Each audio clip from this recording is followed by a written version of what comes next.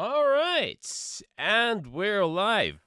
So today we are gonna play the long-awaited sequel, or I guess for me at least, because it has been out for a while already. But part two of Kara no Shoujo, or as they call it in the remastered version, the Shell. So yeah, we have played part one quite a while back already, and it is still one of my favorite stories out there. A detective story set in post World War II Tokyo, and I'm gonna navigate my way through part two. So I guess I should at least do like a little bit of a recap, which is a little sort of difficult because I don't couldn't recall every plot point myself either, but we're gonna do our best to somehow get through that. So before I do that, however, let me quickly send out all my messages and stuff, and yeah, I think that should be fine. All right, good. So overall story is, as I said, post World War II. And we take on the role of Tokisaka Reiji, who is a private investigator, and he investigates a series of grotesque murders. And he used to work with the police together, and so he still has contacts with his former colleagues. And one of them asked his assistance in one particular case.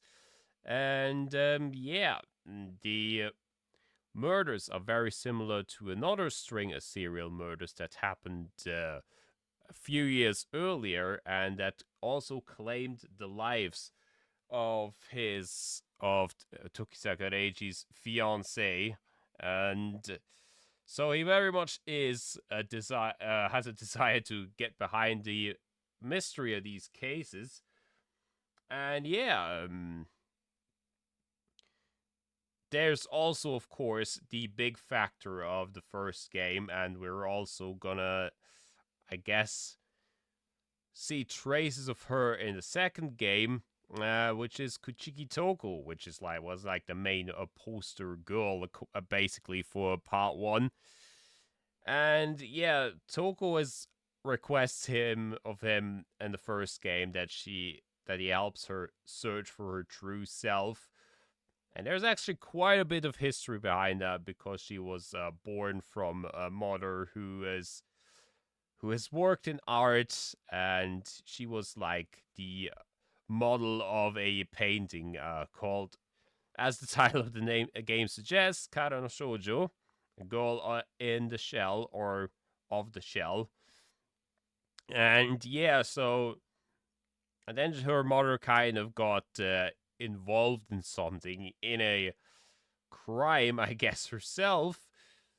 And yeah, she kind of people kind of lost a trace of where she belongs to because post World War II chaos and all that. And yeah, what else? We are slowly but surely uncovered her history in the course of that story. But yeah, the and of course also solve the murders, and they are kind of intertwined together. Now, there's a lot to uncover, but the murders are based on both Dante's Divine Comedy as well as a book that was created within the game by a certain author who, slightly modified it.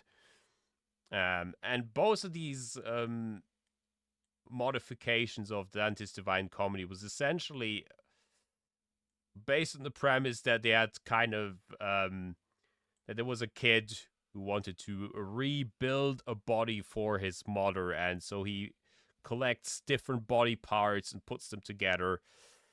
And since there's a copy, and since people are copying that in the real world, yeah, things are not going all that pretty, I guess you could say.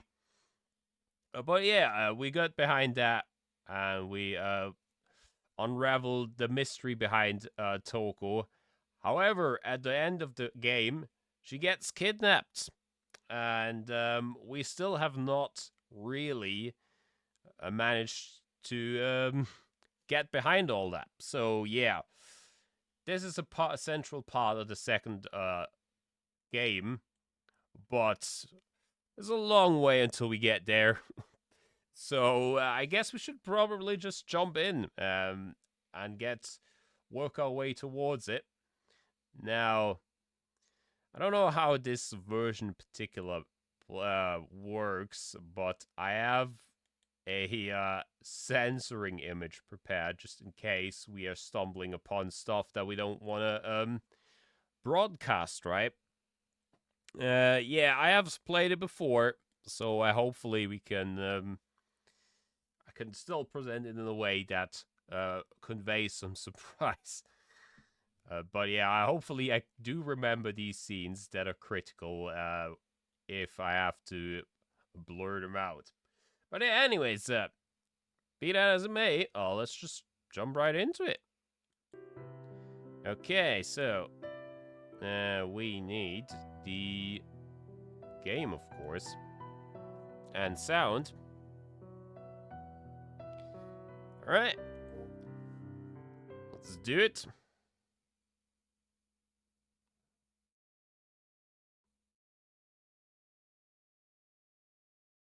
The penitent sinner wandered in a pursuit of a lone star. But when his travels brought him no closer to the path to heaven, he inquired the star of its whereabouts, to which the star answered, "Those fettered to the earth by human rationale shall never rise into heaven."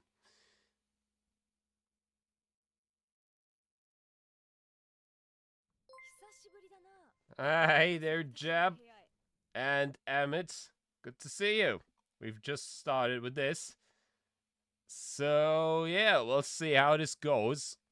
You have not missed anything yet. I just tried to recap the story of the first game.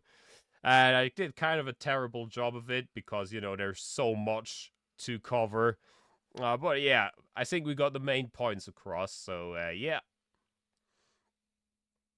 Okay, anywho. November 1957. Yukiko Kayahara had been staring a hole into her wall for what felt like hours on end. At the end of her line of sight hung a fresh uniform for one Oba Girls Academy. Oba Girls Academy was a main, I guess, location in the first game. The protagonist's little sister goes there to school. And yeah, so of course it's an important thing, a location, and oh yeah, fucking frame drops already. Should be okay though in a second. Don't worry about it.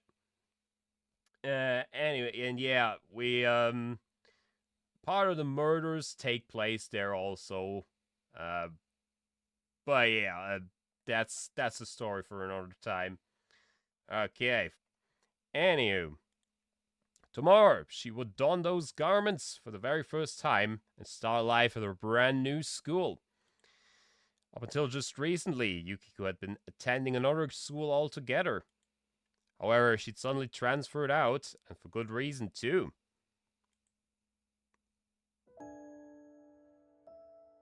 A rather brutal tragedy had taken the school by storm not too long ago.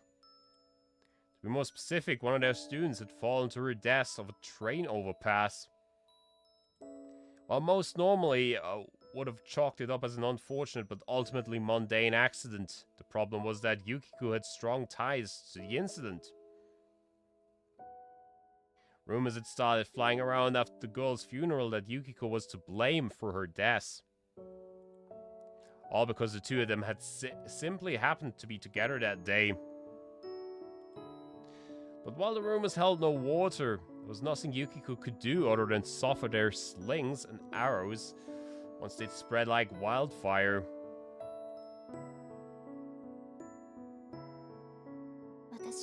I didn't do anything. Those words escaped Yukiko's lips. She'd wanted to say them loud and proud to everyone. But that assertion had always died before it was ever so much as a quiver in her throat.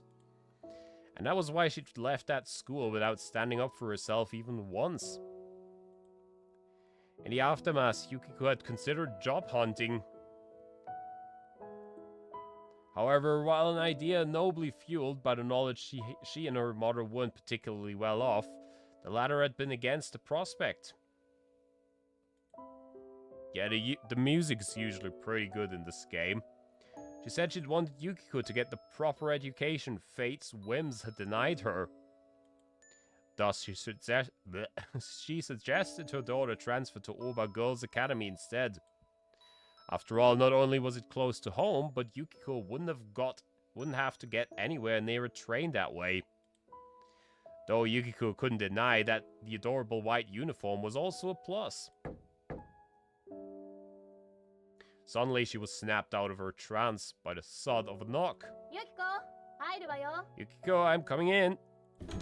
The door opened a moment later. Mom.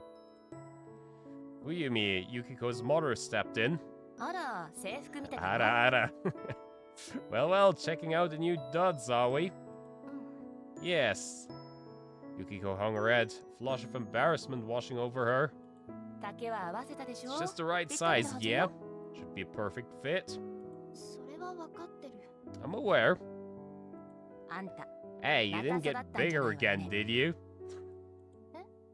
What? Yukiko unconsciously covered her chest, knowing exactly where her mother's eyes were aimed. I swear it's just not fair. How's my own daughter have bigger jugs than me when we have the same diet? Heck, you eat even less because you're so picky. Well, because we're not blood, that's why. Indeed. Fuyumi was actually Yukiko's foster mother.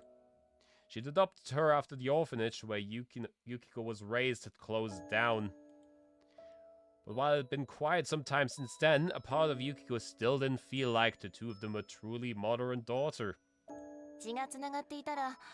Got me there. I think my bras would be breaking as much as yours if we were, though. Quite the opposite, actually. Not that Yukiko could ever say that out loud. Yeah? Did you want something? Fuyumi tapped her fingers in contemplation. Well, honestly, I was worried you might be nervous. Me? Yukiko was a bit surprised. Yeah, who else? Am I wrong? I'm not sure. Yukiko shook her head. She'd be lying if she said she wasn't, but neither was she particularly inclined to discuss things with her mother. Okay. Fuyumi nodded. Well, I'm not sure how exactly their relationship was to one another, but judged on that, it could be just normal teenage stuff, or, you know, not that great. It's you we're talking about here, so I figured that noggin of yours might be putting one too many fears in your basket. That's not... No, maybe she's right. You're worried you won't be able to make new friends, aren't you? Ugh. Yukiko had no retort for that. Her mother never failed to read her like an open book, much to her constant surprise. Perhaps it was because they'd known each other for a while, even before they'd become family. Listen here, Yukiko. Fuyumi cupped Yukiko's cheeks in her hand. I thought that was gonna go in a different direction because, you know, all that talk about jogs. Huh? Friends will find their way to you so long as you strike up conversations with your heart on your sleeve. That's how you and Mie met, right? Mie was Yukiko's recently deceased friend. Was it? I don't remember too well. Yukiko shook her head. Come to think of it, how did we become friends again? Mie hadn't exactly been a social butterfly.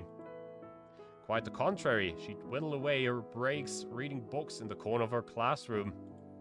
So then, who initiated first contact? Me or Mie? Unfortunately, Yukiko's mind was fuzzy on the details. I'm scared. I'm scared of how it feels like I'm going to forget all about her. Alright, let's do this. Fuyumi nodded to herself and rose to her feet. Huh? Do what? Chow down. Oh, sure. That mundane response left Yukiko sheepish, forever thinking her mother had been hinting at anything more. I guess all I'm trying to say is that you've got to take a leap of faith and go for broke if you want to make friends. Don't let that stress overheating your brain stop you. I'd rather no one break anything. But in all seriousness, I need to at least try. If she'd made friends before, she could do it again. She had to. I mean, let's be honest, you can't do any worse than the other Toko, not Kuchiki. Mizuhara, I think her name was. November 1957. Oba Girls Academy, a bastion of learning in Musashino since the era of westernization, educating ladies from respectable families. Yukari Tokisaka, one of its students, briefly stopped in her tracks at the school gates. So yeah, little sister of the protagonist, as I've said before. She'd been taking the same route there for years now. Once the trip had been lively with the company of her friends, but nowadays... Here. Yeah, one of her best friends was killed during the events of the first game. Yukari adjusted the lapels of her coat. I'm not sure if you pronounce it that way, but never mind that. Not only had the snow arrived earlier this year, but the wind had chilled as well. Perhaps it's about time I get that Eiji's overcoat out of the closet for him. Wait. But then something occurred to her. Normally she sent the set overcoat to the cleaners after checking it for smudges and frays once he handed it over to her in the spring. However, she had no recollection of performing such an act within the past year, much less putting said coat away. But I thought I talked to Eiji about that. Oh. Yeah, she's like responsible for all the household tasks, and big brother is basically useless in everything in that regard. It was then she finally remembered. When they discussed the matter at home, her brother had informed her that he'd left the code at his agency, and that was the last time it had come up. Unfortunately, that meant the code had just been sitting forgotten at his office in Shinjuku for over half a year. She'd even gone to clean the place more times than she could begin to count, yet it totally slipped her mind. What do I do? What's eating you? Yukari's brooding was interrupted by an ambush in the form of a familiar voice. Ah, good morning, Kohane. The derailer of her train of thought was none other than Kohane Tori, her classmate. She was one of Yukari's new friends, and a relative, a greenhorn at their school. Penny for your thoughts. You look like your whole world's come crashing down around you. Yeah, so, I guess I might already be obvious by the way they worded things, but they are... I think it's a pretty, they're not strictly sticking to the original words that are used in the Japanese version. It's very liberally translated, I guess you could say. But as far as I can judge from the first game at least, I think a lot of things they actually translated rather well. It fits the tone pretty good. Like, especially the interactions between Reiji and Uozumi, who we're gonna probably see later as well. Well, it's just, the coat might be skin beetle food right about now. Ew, there's a beetle that eats skin. No, I'm just worried because skin beetle larvae might be eating my brother's coat. You lost me. Koharu cocked her head. Plus, it'd be quite the predicament if clothes moths have laid eggs that have hatched into larvae there. Wait, there's a moth made out of clothes? Huh? Huh? The pair stared at each other quizzically.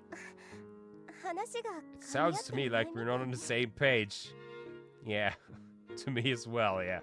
Not that this was anything new for the both of them, of course. Anywho, remember what day it is, Kari? Nor was Kohane's habit of changing the subject on a dime. What day it is? Sale at the greengrocers tomorrow, so I'll be cleaning the agency in Shinjuku this weekend. No, wait, maybe I'll do that today instead. The sooner I check on that coat, the better. Man, she's really obsessed with that coat, huh? Kari? Oh, I'm sorry, I'm afraid I don't recall. It's weird that they changed the name though like that. But yeah, they are using a nickname. I'm sorry, I'm afraid I don't recall. What, you don't remember what Teach said? We'll be getting a new transfer student today. Oh yeah, I guess. Yukiko. Transfer student? Oh, right. Now it was all coming back. She did recall finding it strange that they'd be getting a new classmate so late in the year.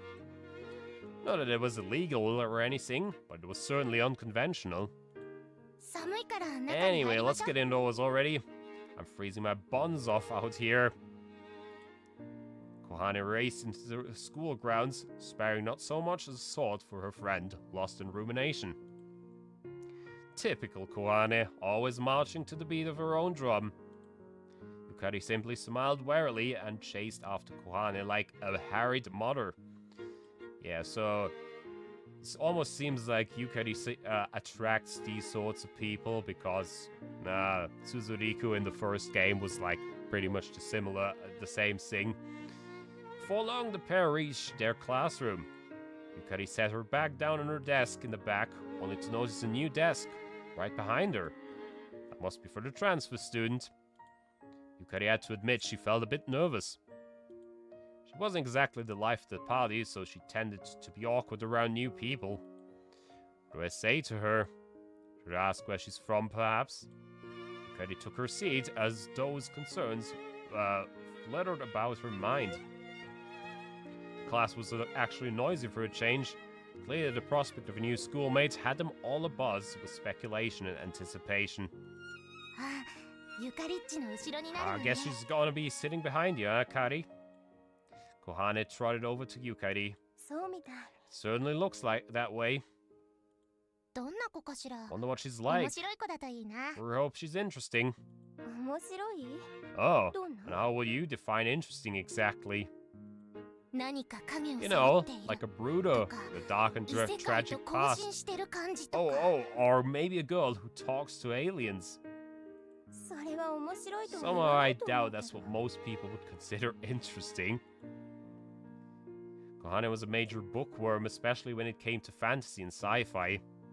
Hence why she frequently said all kinds of wacky stuff.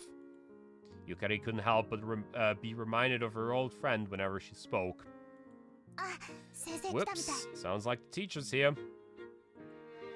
Kohane hastily retreated to her own desk. A moment later, their teacher opened the door and marched right in. She'd come alone. The rest of the class couldn't disguise their disappointment. Stand! Bow! Be seated! Under the direction of the class representative, the students went through the standard morning procedure. As you are all aware, a new student will be joining our class today. No sooner had she said that than was the class astir with the excited whispers, all eyes trained on the door. I went for Yukari's too, naturally. You can come in now, Miss Kayahara. The door slowly opened at the teacher's bidding. The class fell silent again. Everyone was watching with bated breath. Oh. Kohane's gasp was awfully loud. Standing in the doorway was a girl with a long ponytail clad in a pastel white uniform of Oba Girls Academy. A quiet hula-baloo danced through the classroom.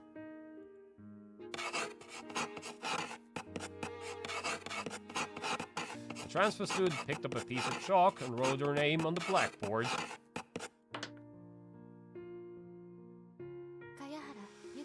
I'm Yukiko Kayahara. And with that, she gave a little bow. Very good. Now, please take your seat. It's the empty desk in the back. Yes, ma'am. Yukiko trudged through the maze of desks. Eventually, she passed right by Yukari. Yukari gave her a genial nod, but Yukiko plodded by like she hadn't even noticed. She was probably all nerves at the moment. Once Yukiko was at her desk, Yukari turned around and stole a glance. Yukiko was hanging red, not so much as twitching. Didn't seem to be daunted by all the stares she was getting. Though perhaps that was all on the outside, of course. Attention! Bow! The homeroom teacher left the classroom once the students had finished that little ritual. And yet, the hounding of the new students by the rest of the class, witnessed so commonly across the rest of the world, was nowhere to be found. Everyone was curious about Yukiko, but they still adhered to the school's rules. Yeah, so that was like also a major thing that they always stressed in the first game, that this school is like almost scary, how lifeless the girls in there seemed, and how strict everything was and whatnot. So yeah, that's probably part of that as well. However, since she was literally right in front of her, Yukari attempted to turn around, only for Kohane to suddenly march over and seize her arm. Huh? Yukari, over here. Kohane dragged Yukari to the blackboard. What is it, Kohane? So hey, you know the new girl? Well, I think she's an old friend of mine. Oh. Really? It truly was a small world. Certainly explained why Kohane had gasped when she first saw Yukiko. Can you go say hi to her then? Yeah, you've got a point. Now I'm getting the willies. Kohane scratched her cheek. Hey, this isn't gonna be a solo effort, is it? No, of course not.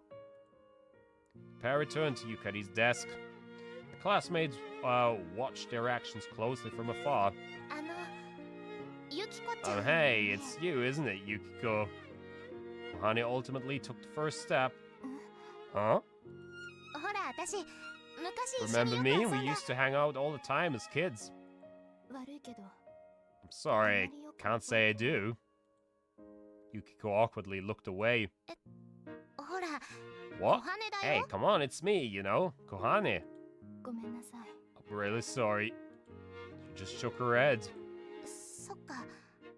Oh, okay. Well, hey, it was ages ago, so maybe you're just her doppelganger or something. It's kind of funny how, you know, how that word is used, like, in English as well. Like, unchanged from German. Kohane chuckled. However, Yukari couldn't help but think that laugh sounded rather forced. Don't worry, Kari, I'm fine. Kohane nodded reassuringly. I'm Yukari Tokisaka. Please come to me if you ever need help with anything. Yukari mustered her smile as she introduced herself. Thank you. Yukiko reciprocated with a tiny nod. Suddenly, the bell rang. Later, Kari. Kohane fled back to her desk. Yukari also took her seat. Meanwhile, Yukiko was frozen like a statue behind her, almost as though their conversation had never even happened. Does she really not know Kohane, or is she simply pretending not to? It was times like these that Yukari really wished she had her brother's detective brain. Yeah. We're probably going to be introduced to him in a moment. Despite this being a new school, classes were conducted much the same as they were at Yukiko's previous one. Fortunately, they used the same textbooks too. Thanks to that, she caught up in no time. The school was ahead of her old one when it came to certain subjects though, so there were a few things she'd missed.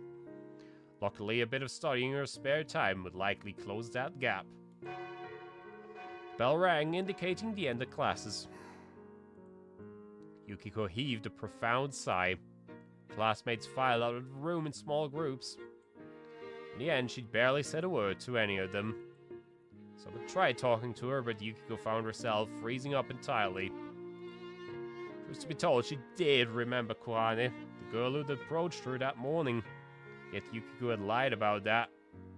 Memories of the past were hazy, so she didn't want to put the two of them in the awkward position of Kohane bringing up shared stories that Yukiko herself didn't recall.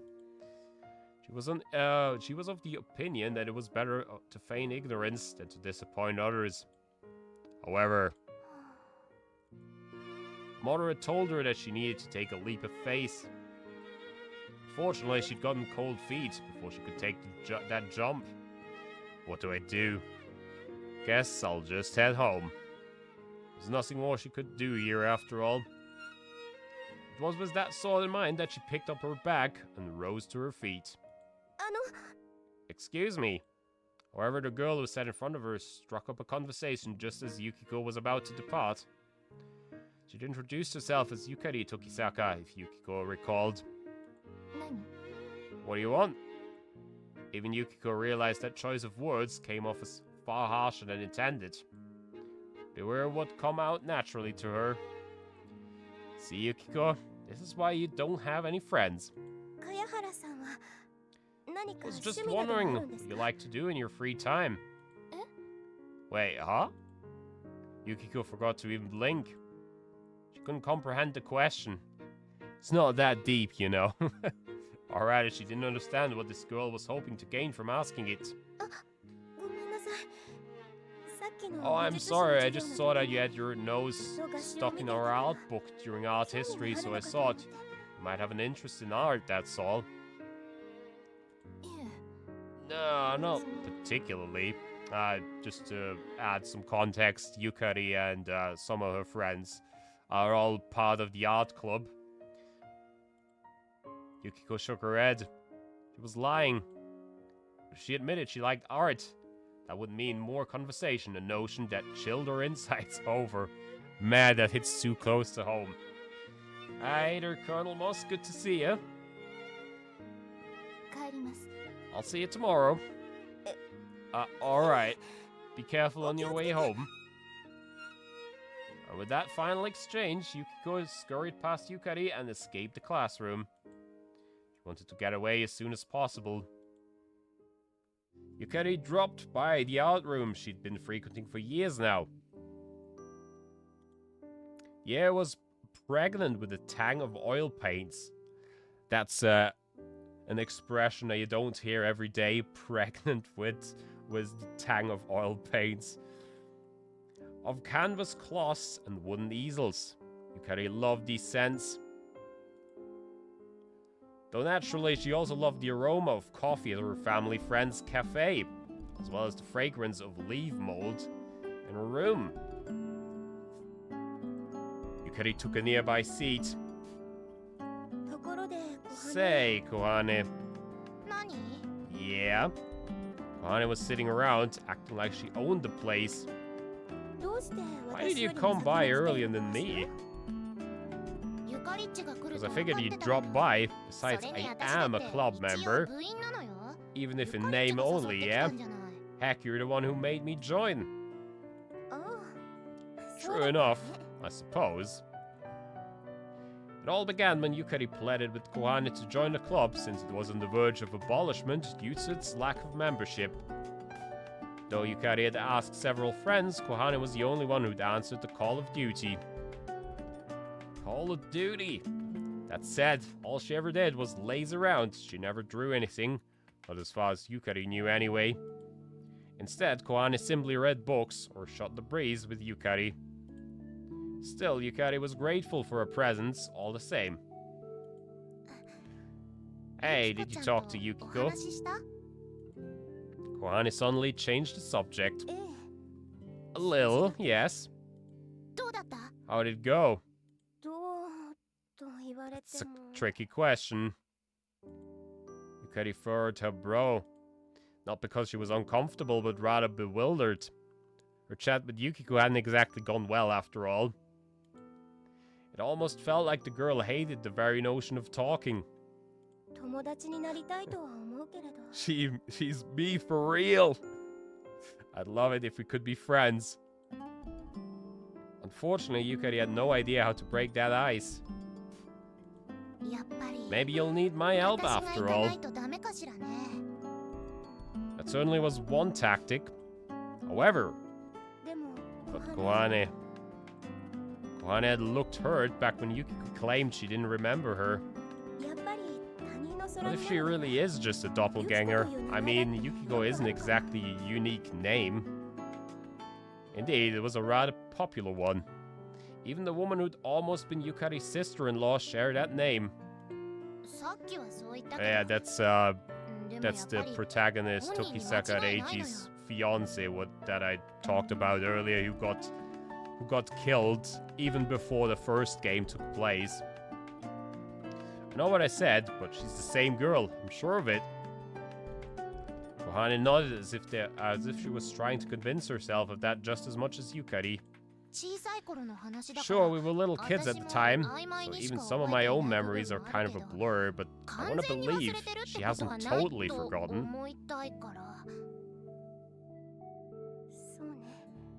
Certainly hope not. The older the memory, the more it faded. But that didn't mean it was completely gone. Yukari herself didn't want to forget anyone she'd ever met, since even her most painful memories were still a part of her. Where did that come from? That Brazil comment. That said, if she were ever reminded of things she'd rather remain under lock and key... Tell me, what kind of person was Kayahara anyway? How exactly is it that you know her? We used to be in the same nursery. There were other kids that we used to play with all the time as well. I can tell she's changed a lot since then. She still sticks out the same odd way she used to. If that makes any sense. Oh god, that sounds horrible. Oh, I hope you can get better. I don't know how that kind of disease usually plays out, but it sounds rough. Yukari did indeed know someone like that. A former member of the art club who'd vanished last spring. She and Yukiko both shared a similar aura. Perhaps that was why Yukari was keen on inviting her to the club. However, that didn't make them the same person. So ultimately, what mattered most was what Yukiko herself wanted. Anyway, we haven't seen each other since that place folded. Then this is a reunion ages in the making, isn't it? Yeah, Yukiko's always been the forgetful type, though, so maybe she really doesn't remember anything. She will in time, I'm sure of it. So chin up. I'm getting all these Haganai vibes here, you know, with Kodaka coming back to the city he grew up in and not remembering best girl.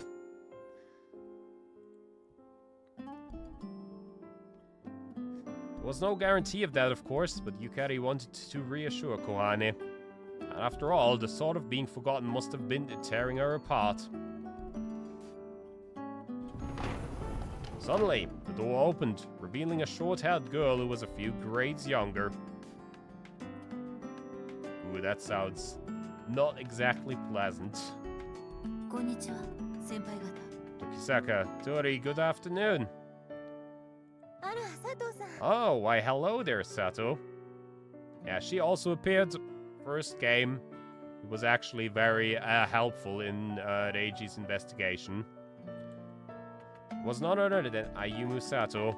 Got practice today? Yeah, though I must admit I hate how cold the dojo floor gets at this time of year. Alright, you practice barefoot for kendo, don't you? Sure would be nice if they'd at least let you wear socks. We'd be slipping all over the place if we did. Ayumi picked up a bag stashed in the corner of the room that contained all the protective gear. Thank you for letting me keep this here. It's no trouble at all, really. This room has more space than we know what to do with anyway. It's a relief to hear. Have a good day, you two. Ayumu strolled out of the room. Now, maybe I should start using this place as a storage closet too. I don't foresee that being an issue, but what would you even keep here? My room? Denied. You know, it doesn't have to walk all that way to school, right?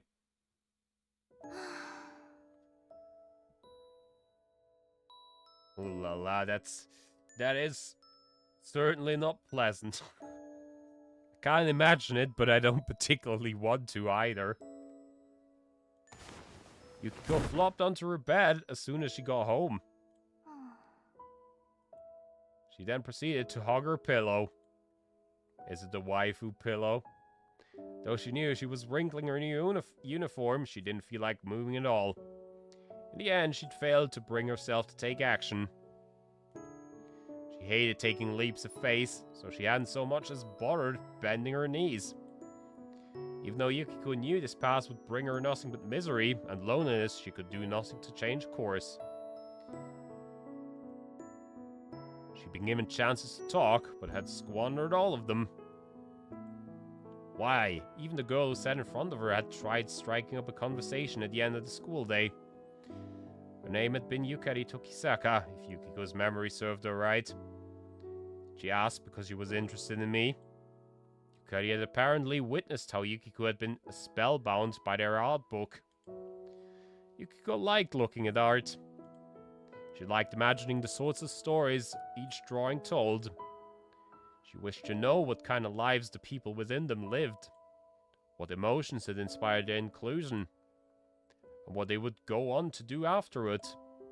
Pondering those questions brought about a different kind of enjoyment than reading books.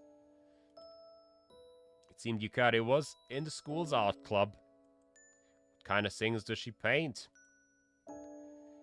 This was her first time imagining what a painting was like from what she knew of its artist rather than the other way around, so she was having trouble grasping the concept. I guess it is an interesting way of looking at things. 39, Jesus Christ, that's a lot. Judging from how Yukari looked though, Yukiko reckoned she drew pictures with thin lines. But then what of her choice of colors? Perhaps she employed a lot of light ones? Didn't seem like the kind of person who used primary colors at least. And as for the subject of her art, perhaps landscapes, flowers, still life? Yukiko couldn't imagine that she would ever draw something like bugs.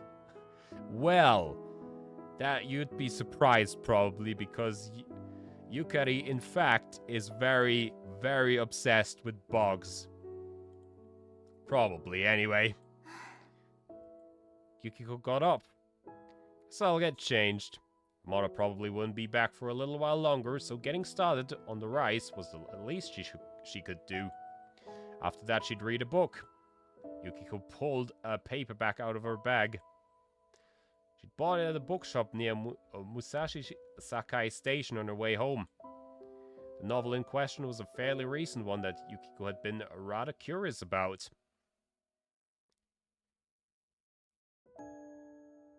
Yukiko got up. Oh wait, no, never mind. And the title was The Shell of Shoal.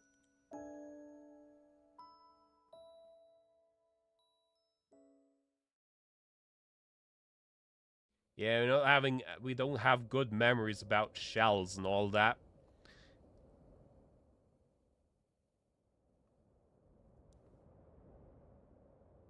Snow danced from a sky laden with clouds.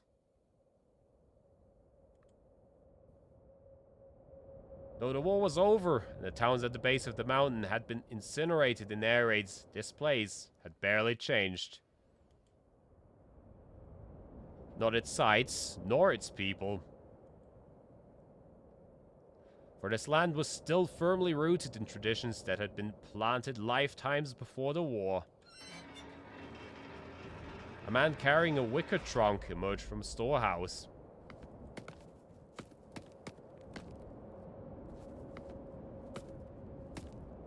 He entered the building, guided by an empty-handed woman.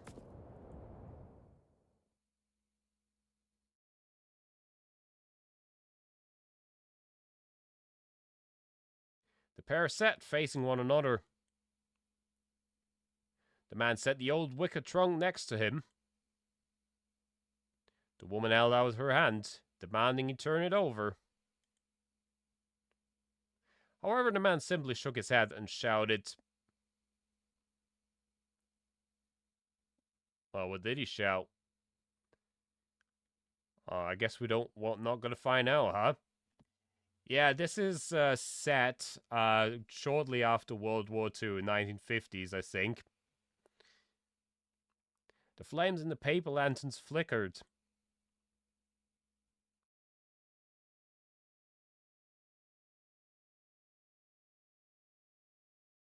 Meanwhile, the woman smirked and held out her other hand. This time, the man reluctantly handed the trunk over. The woman opened it, then heaved a contented sigh once she saw what lay within. On the other hand, the man furiously rose to his feet and grabbed the woman by her collar. The woman muttered something. Enraged, the man shoved her to the floor. An arm tumbled to the floor. What the frick? The man straddled the floundering woman and wrapped his hands around her milky white throat.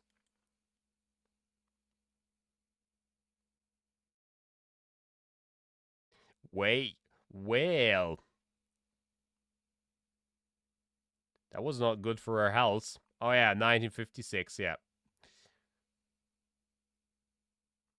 Wait, but that might...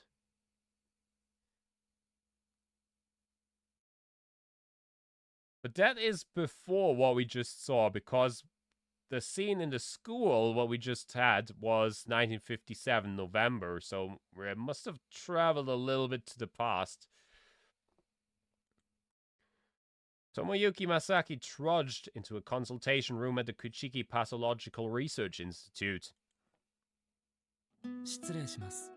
Pardon me.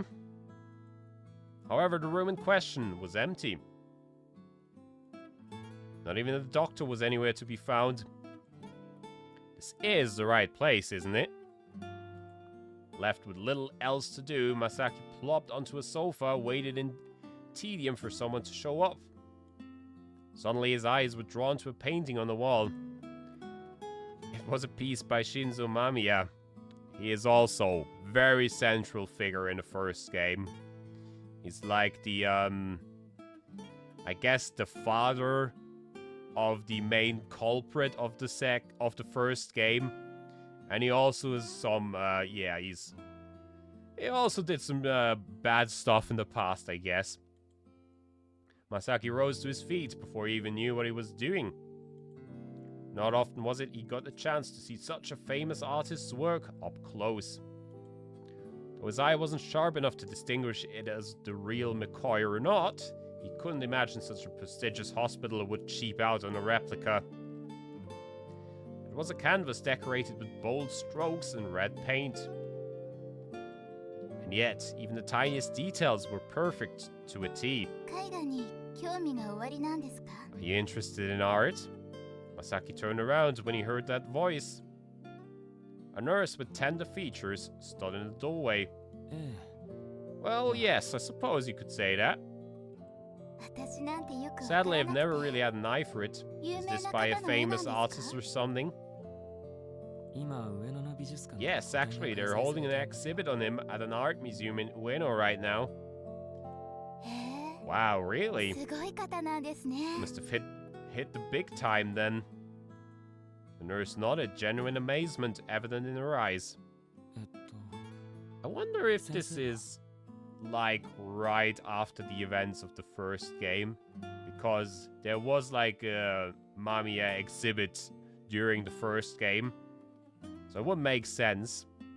Where's the doctor? あ、そうでし Oh, た。 I'm sorry about that. 今ちょ He's っと currently 来客 busy 中 with で a して。 visitor. Might I ask もう that you 少 waited 々 just お a 待ちいただ little けま longer? すか？ それは構いません。 Sure, that's fine by me. Glad to hear it. 私 Oh, 担 by 当 the の way, my name is 上園舞 Mayu と言います。 Kamizono. I'll be your nurse. And with that, she took her leave. Masaki sank into the sofa again once she'd left. Just then, he noticed a glass of water had been set on the table. Mayu must have brought it. Masaki picked up the glass and quenched his thirst. Ah. He heaved a deep breath. Though this was his third time here, he still wasn't used to being in the hospital.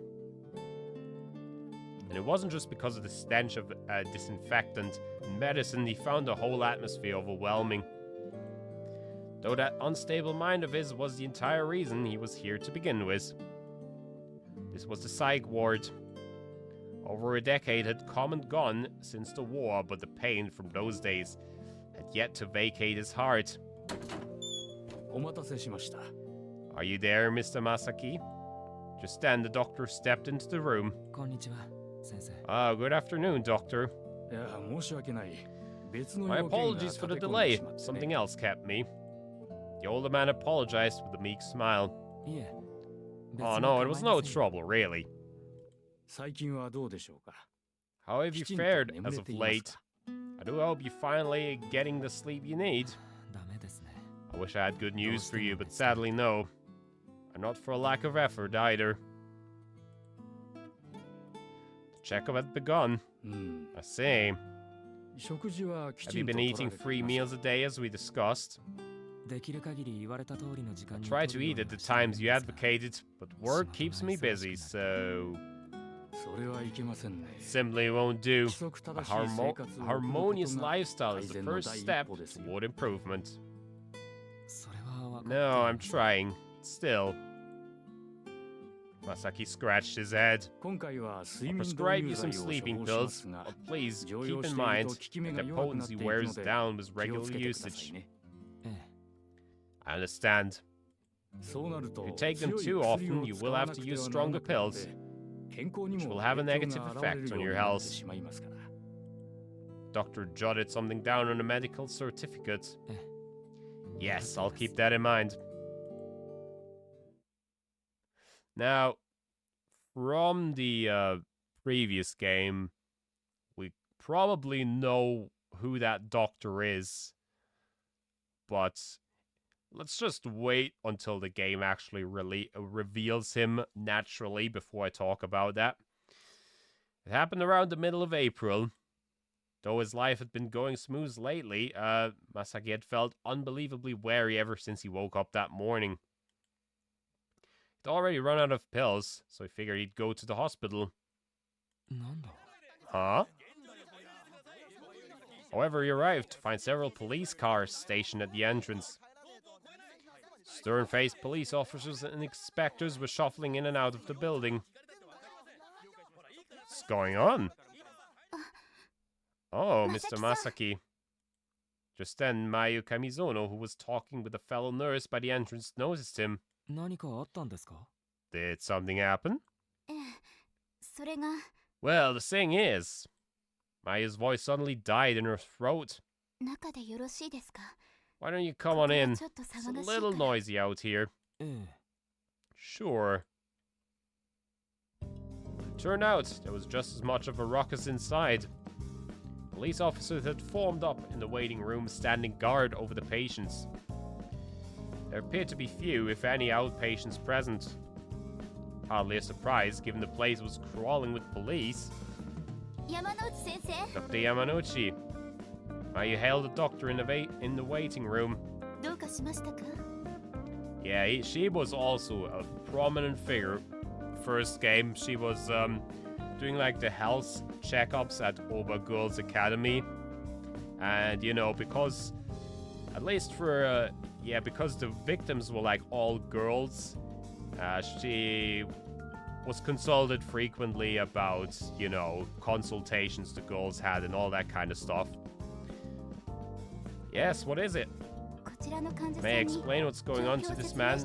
He's a patient of Dr. Saito's, you see. Is that right? Can you use that room over there, please? Doctor indicated the reception room.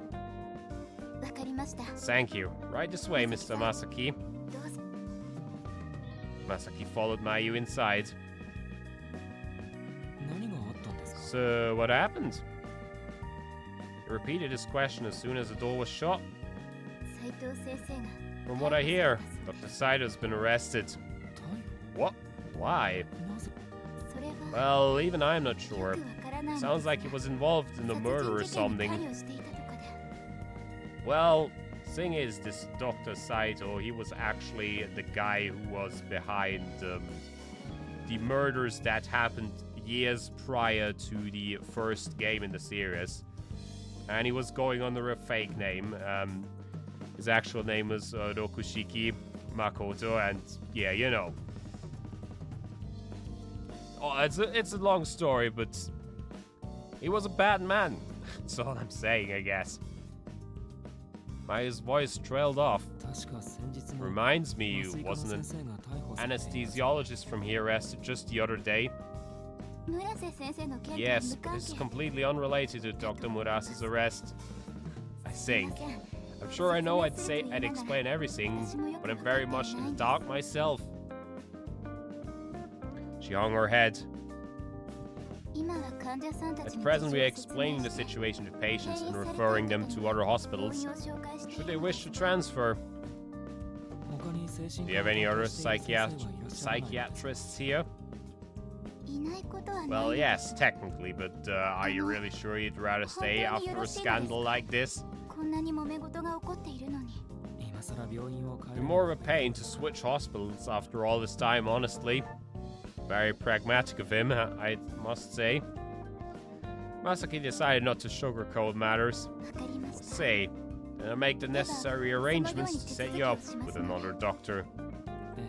Alright, I suppose we'll be seeing more of each other then. Yes, thank you so much for staying. If anything, I'm the one who should be thanking you. Masaki once again wore his heart on his sleeve. No, not at all. I figured we'd lose all our patients after this. So I'm just grateful, really. I suppose some of that is to be expected, yes. Yeah, if you have 2 arrests in such a short period of time, that might be an issue. 1957 was slowly but surely coming to a close. Though the hospital had been in a state of turmoil following the incidents from 2 springs ago, things were finally settling down. 2 springs ago. But then... Alright, whatever. The director had resigned. Oh yeah, because... Right, it makes sense, because this same year, of course, also had a spring previously, so that's why. Director had resigned amidst the storm of controversy, leading to his son taking over and renaming the establishment Kuchiki Hospital. However, with the exception of the imprisoned doctors, hardly anything else had changed. The hospital was even steadily reclaiming the patients they'd lost in the wake of those scandals. That being said, Masaki hadn't stayed strayed from them once this entire time. Part of it was because he wished to keep his promise to Mayu, but as he'd said, the main reason was that he would have found it far too troublesome to switch hospitals.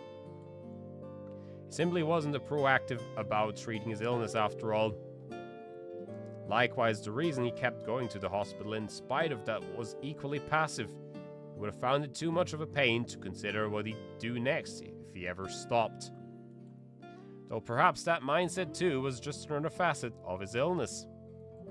Masaki started the painting in the waiting room. It'd been quite some time since its artist, one Shinzo Mamiya, had been arrested. And yet, it still proudly hung there, probably because the patients didn't pay it much mind. まさきさん Mr. Masaki, you know, these days, someone would photograph it with their smartphone and the hospital would be cancelled. But, just then, Maya hailed him. 何ですか？ Yes? Stirred from his musings, Masaki looked her way. お薬の用意ができま Medicine's した ready. よ ああ、 Oh, thank you. わかりました。相変わらず Still 笑顔 like 好 art, きなん do です you? ね 仕事ですから。 Well, it's all a part of my job.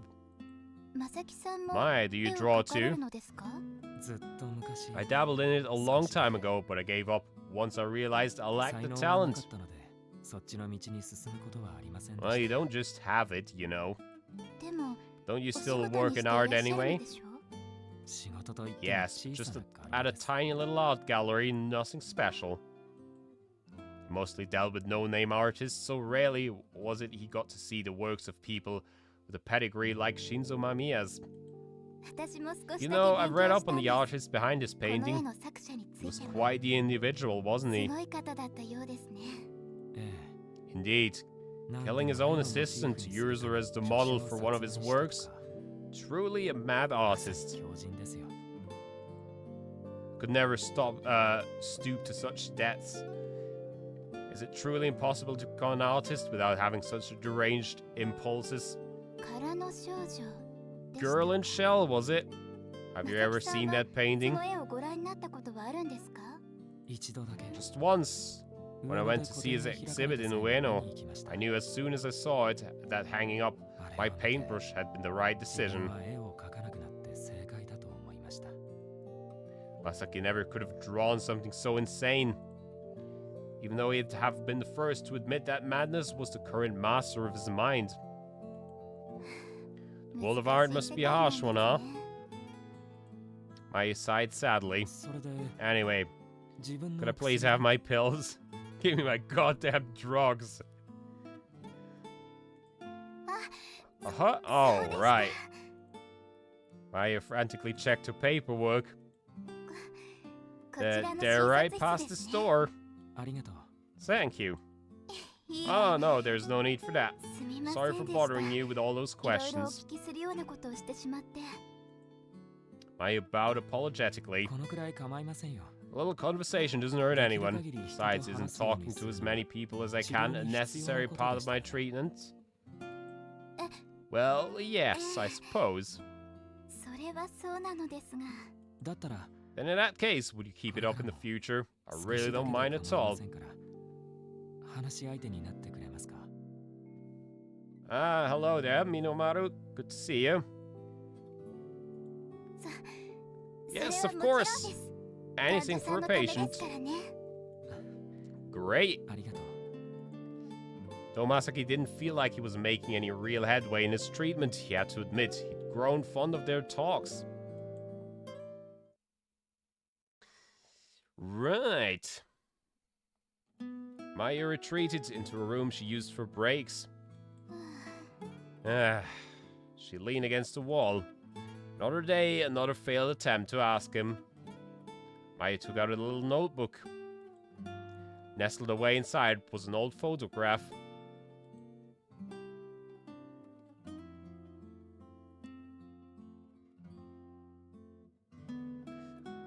You know, the more I play of this, the less I remember. The less I realize that I don't remember anything about the story. Just the major story beats, I suppose. It depicted a lone man. A man who looked much like Masaki. Though it couldn't have been him, naturally. The photo was clearly far too marred with age for that. However, the man appeared to be in his early 30s, much like Masaki. Just who could he be? Maya had been dying to ask Masaki that question. However, it had already been nearly a year since that notion first came to her. Masaki was visiting the hospital again today. He'd been prescribed sleeping pills on account of his sleep disorder, apparently growing worse. Maya remembered explaining to him that the sooner one took them, the better. since it took a while to kick in. That was why she couldn't ask him. Nobody was about to go home after that. Or at least that was the excuse she fed herself. Nor a sigh. She knew she had to ask soon. She knew there wasn't much time left. And yet... Suddenly the door opened with a clack, quelling any further rumination from Mayu. 上園さん Oh, Nurse Kamizono. 山之内先生 Dr. Yamanuchi, what brings you here? A patient who was just at the psych ward left something behind. Huh? Oh, you mean Mr. Masaki? Yeah, it's his wallet, so I'm hoping he'll come back for it as soon as he notices, but, well... Mayu checked the clock. Nakano Station, the closest station to the hospital, was less than 5 minutes away. Actually, I mean, I mentioned it before, but when I was living in Japan, I was very close to Nakano Station. So, it was like just 5 to 10 minutes walk away from there. Was like at the edge of Suginami Ward and Nakano Ward, so I know the area, although not in the 1950s, of course. If Masaki had gone there, he would have already come back long ago to retrieve his wallet once he'd noticed it was missing. Meaning he'd likely decided to walk home or something. Take it to him. Words were out of Mayu's mouth before she even realized what she was saying. Really? You would do that? Well, if I can find his address, that is. It was that sort that Mayu reluctantly searched Masaki's wallet. Within it were coins, bills, and a pharmacy receipt. Unfortunately for her, though, she found no driver's license or anything of the sort. Oh, it's patient ID. Eventually, though, she procured an orange piece of paper emblazoned with the name Tomoyuki Masaki. But much to her dismay, it listed no other information apart from the letter O, his blood type. Say, Dr. Yamanuchi, we keep the patient ID applications on file, right?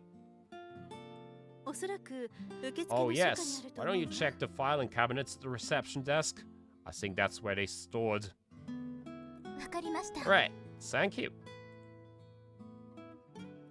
Maya left the break room and made a beeline for her new destination. Is something the matter, Kamisono? A fellow nurse who was working the desk looked up when she approached. Are the patient ID applications in there?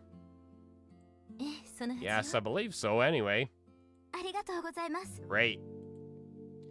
Maya opened the cabinet, finding a jungle of papers neatly filed within. They appeared to be organized by date. Considering how long he's been with us, Mr. Masaki probably filed out his application early last year. Filled out. Following that hunch, Mayu leafed through the applications from around that time. Eventually, she found Masaki's in the January 1956 folder. She carefully took it out and studied it. Name, Tomoyuki Masaki. Address, Nakano Ward, Nogatamachi Ichome. Was around Nogata Station on the Seibu line. No wonder he hadn't needed to take a train home. Mayu quickly copied down the address. We're right back. Be sure you get changed first. I know. Oh, by the way, would you let them know I've decided to decline their offer? I wonder what she's referring to. Really? Are you sure? Yeah, I just don't think I'm quite ready for that sort of thing. Her co-worker appeared disappointed. Maya was quite set in her decision. Alright, it's your call. I'm really sorry about this. See you later. Maya bowed apologetically before heading to the locker room. Okay. So yeah, the introduction to this game is like rather long because, you know, you have this and you're kind of introduced to this character you never heard of before. And then there's like another section that is gonna be after this, where, you know, there's a lot of backstory. But once it gets going, it really gets going, this game. So, yeah, we need a little bit of patience. But other than that, the sleeping pills were already kicking in by the time Masaki got home. It was less akin to drowsiness hitting him like a train, and more along the lines of lethargy gradually corroding him from the inside. His mind was fogging up, almost as if he'd smoked one cigarette too many. Those pills must have been far stronger than he'd given them credit for. Then again, that was exactly how he wanted it, given his recent unbreakable streak of insomnia. At least he'd be able to get a good night's sleep now, if nothing else. That said, perhaps his head would hit the floor before he could even reach his pillow. Just then he heard a knock on the door. Who could it be? The landlord? No, I already paid my rent. I wonder if that's how you usually paid rent back in the days. In person. Definitely could be. And someone from work, perhaps. But I already got permission to take a day off to go to the hospital. No, hold on, did I? Now that I think about it, I can't really remember if I asked. Never mind that, I'll just open up. Not like all this is guessing's going to tell me who it is anyway. Coming. Masaki opened the door without bothering to look through the peephole. Oh, for a moment he didn't recognize her. He'd never seen her out of uniform after all. Wait, is that you, Kamizono? Oh, good. So you didn't move after all. Huh? What are you doing here? You forgot your wallet back at the hospital. Uniform, yes. Huh? Masaki fished through his pockets only to find they were indeed empty. He couldn't believe it'd taken him so long to notice. Suppose I did. Here you go. You handed him back his wallet. I appreciate you coming all this way for me. Masaki stuck it back where it belonged. Mr. Masaki? Yes, there's something else? Masaki leaned against the door. Maya was a nurse, so she must have known the pills were currently doing a number on him. Could you take a look at this? The woman in question presented him with a small scrap of paper. Is this a photograph? It was indeed, and a rather old one at that. But the moment Masaki saw the man in it, he blanched. Don't you think he looks a lot like you? I was wondering if perhaps he was your father or... I don't know him. That's a little bit of a suspicious reaction for, you pretending to not know him.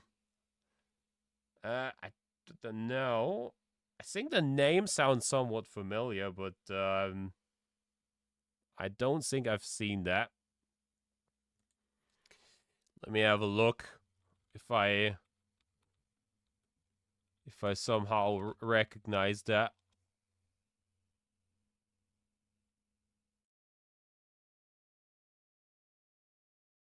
I think I've seen it. I haven't actually seen it, but I know the images of the character at least.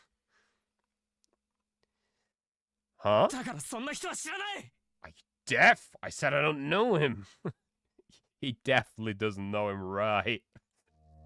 Masaki flew off the handle before he even knew what he was doing.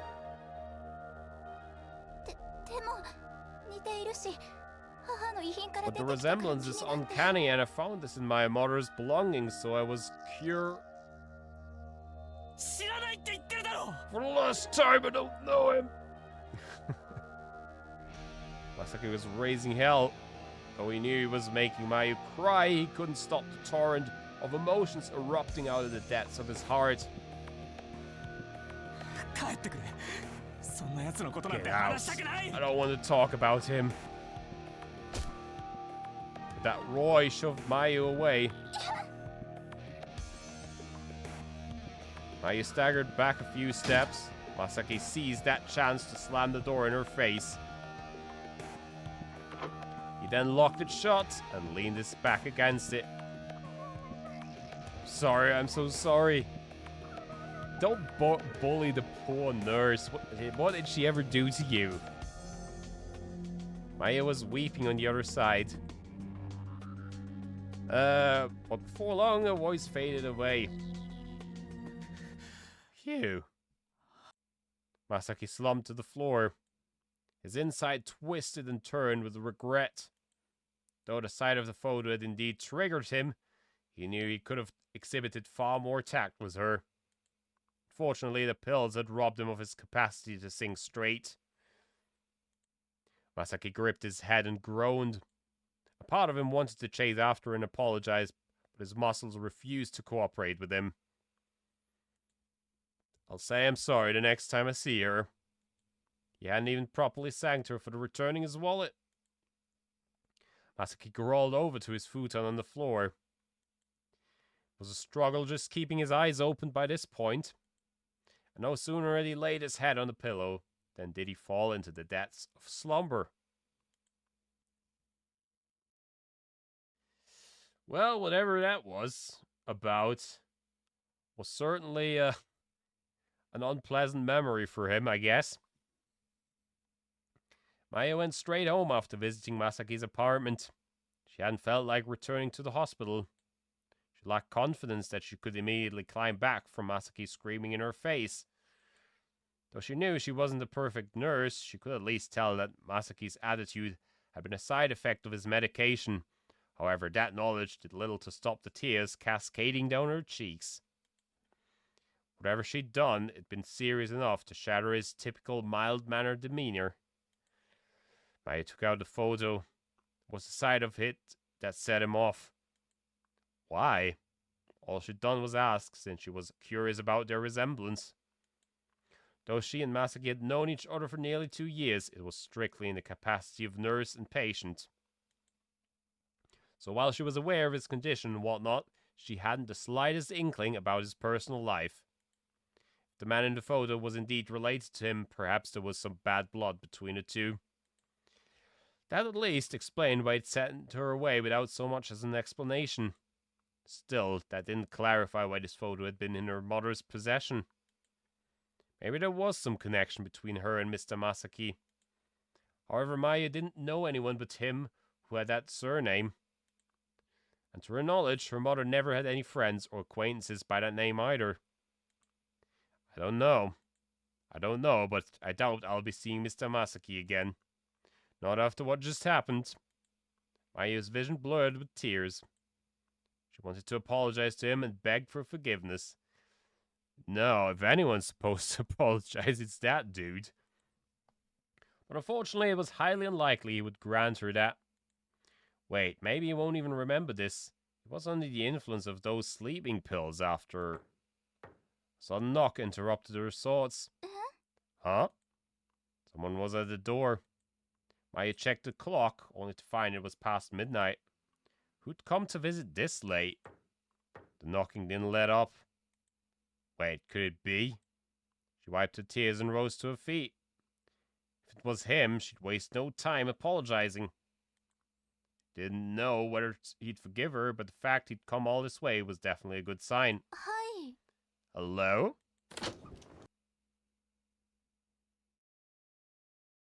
I'm not sure if it is a good sign, but...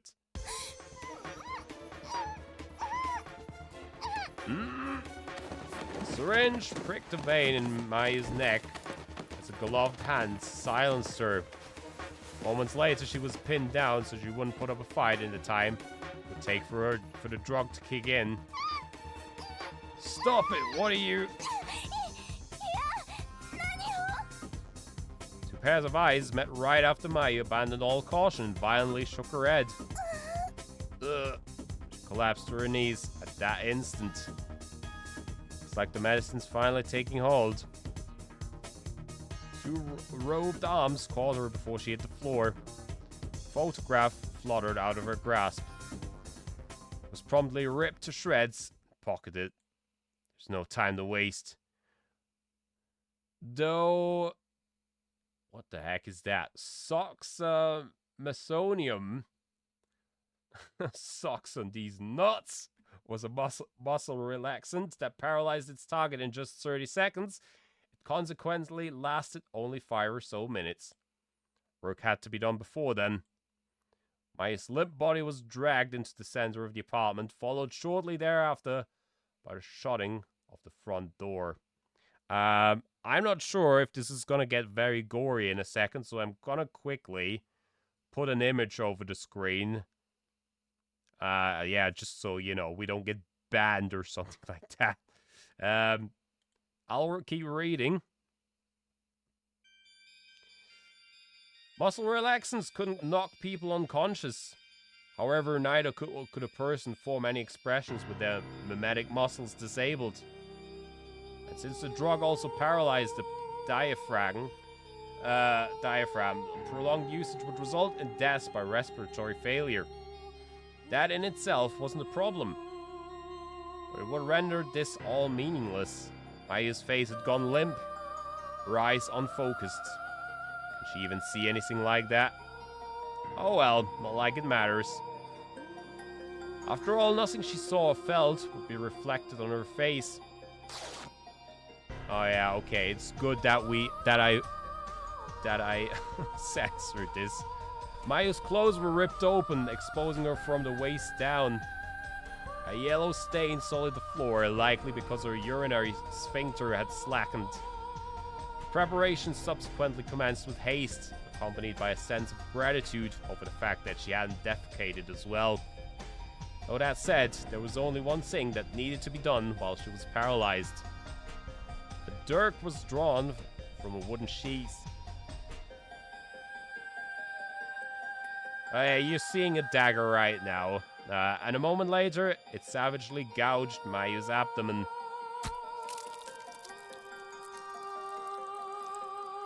Blood gushed from the wound. Air escaped Mayu's mouth. Poor thing. Though she still felt pain and fear, she'd lost the means to assert them. The dirt came down again. Tears spilled from her eyes.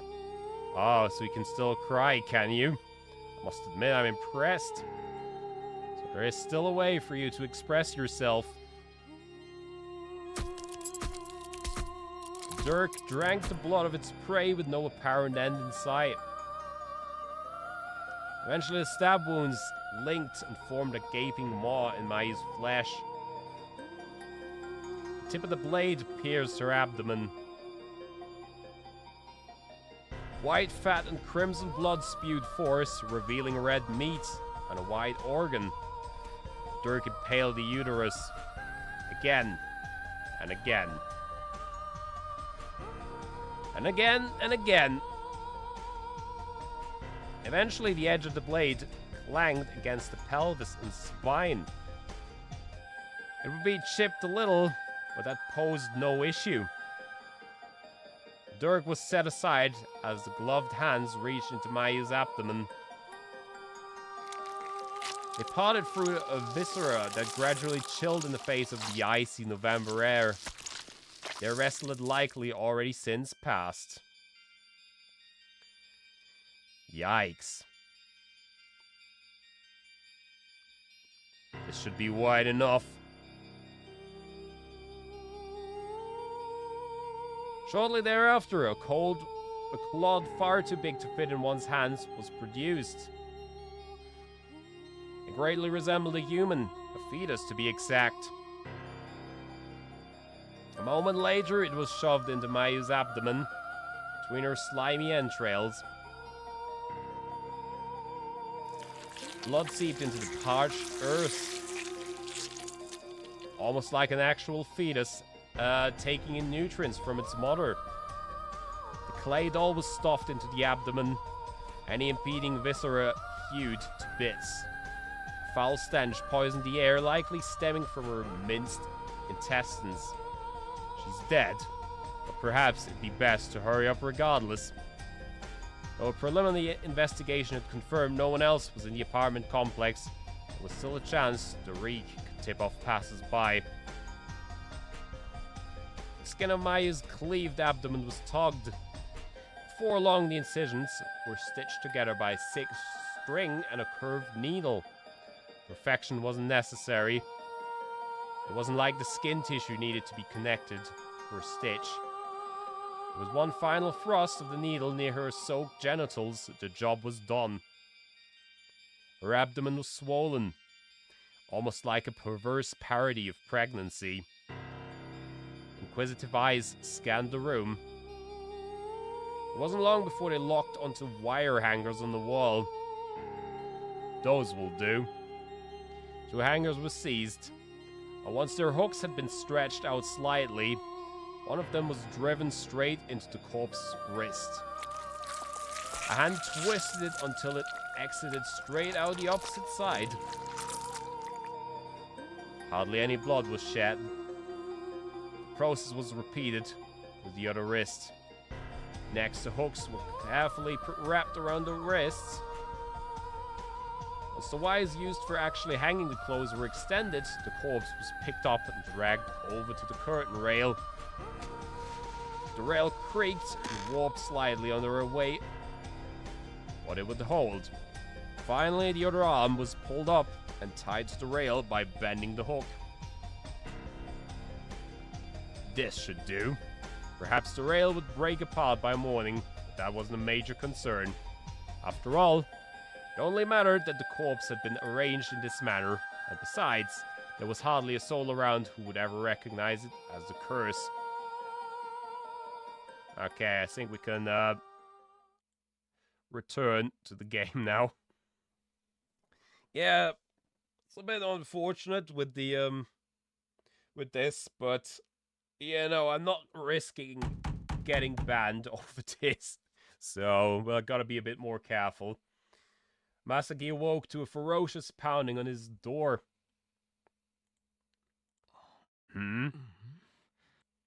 Shook his head, feeling miserably to exercise the dregs of slumber. It seemed the pills hadn't worn off entirely. I'm up. Masaki rose to his feet and staggered over to the door. Hello? He opened up, his hair still unkempt from sleep. Masaki Tomoyuki da na.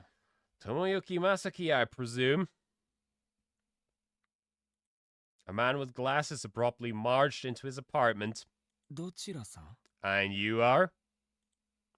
The man ignored Masaki's inquiry and shoved some sort of document right in his face. 殺人容疑で逮捕状が See 出て this いる。 warrant? 来てもらう States ぞ。 you're under arrest on suspicion of homicide. Which means you'll be coming with me. Wait, what? Under arrest? Homicide? What's this guy on about? The man cruelly snatched Masaki's arm with no regard for the fact the latter was clearly struggling to process what he'd heard. A second later, handcuffs sank their icy metal jaws into Masaki's wrists. 8時12分。被疑者 Suspect 確保。 secured at 8:12 a.m. The man checked his watch as he made that proclamation. おい、一体 Hey, what do you think you're... 言い訳は後で聞く。 Save your excuses for this station. With plenty of time to get acquainted with them there. Take him away. Police officer Masaki hadn't noticed up until then, emerged and seized his shoulder. Merciless pain demolished whatever vestiges of sleep still clung to Masaki. 何があったんですか? What's the meaning of this, detective? 僕は刑事じゃない。 I am no detective. The enraged man's outburst shut Masaki right up. I don't think this is the issue here, boy.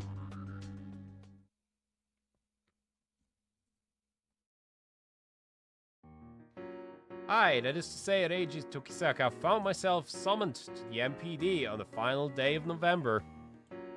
Police Superintendent Yaginuma, an acquaintance of mine, had come to me with a request. That is the guy we just saw. The very arrogant guy with the glasses. There's no other way they would have ever opened the doors to Criminal Investigation Division, Section 1 for a low-rung private eye like me. Don't you think it's sad that the esteemed police superintendent has to nab a detective of the streets for help? Speaking of Yaginuma, he was the very same guy I was griping to. Hardly. Not when our department is far too buried with work to spare anyone of worse. There's one thing I could always count on Yaginuma to do, it was to sound snooty, like just now. I humbly request your assistance, sir. Whenever you call me that, means I've got nothing but a world of trouble ahead of me. Well, whatever. So what's the case? Exchanging banter with Yaginuma wasn't exactly my idea of a good time. Thus, I got straight down to business. A mere homicide, nothing more. We already have the suspect in custody too. Why do you need me? I procured a cigarette and stuck it between my lips. Oh, could have sworn you told me you quit. Just at home. I lit it up and puffed some smoke for a while. The victim is a nurse from Kuchiki Hospital. I almost dropped my cigarette. That place?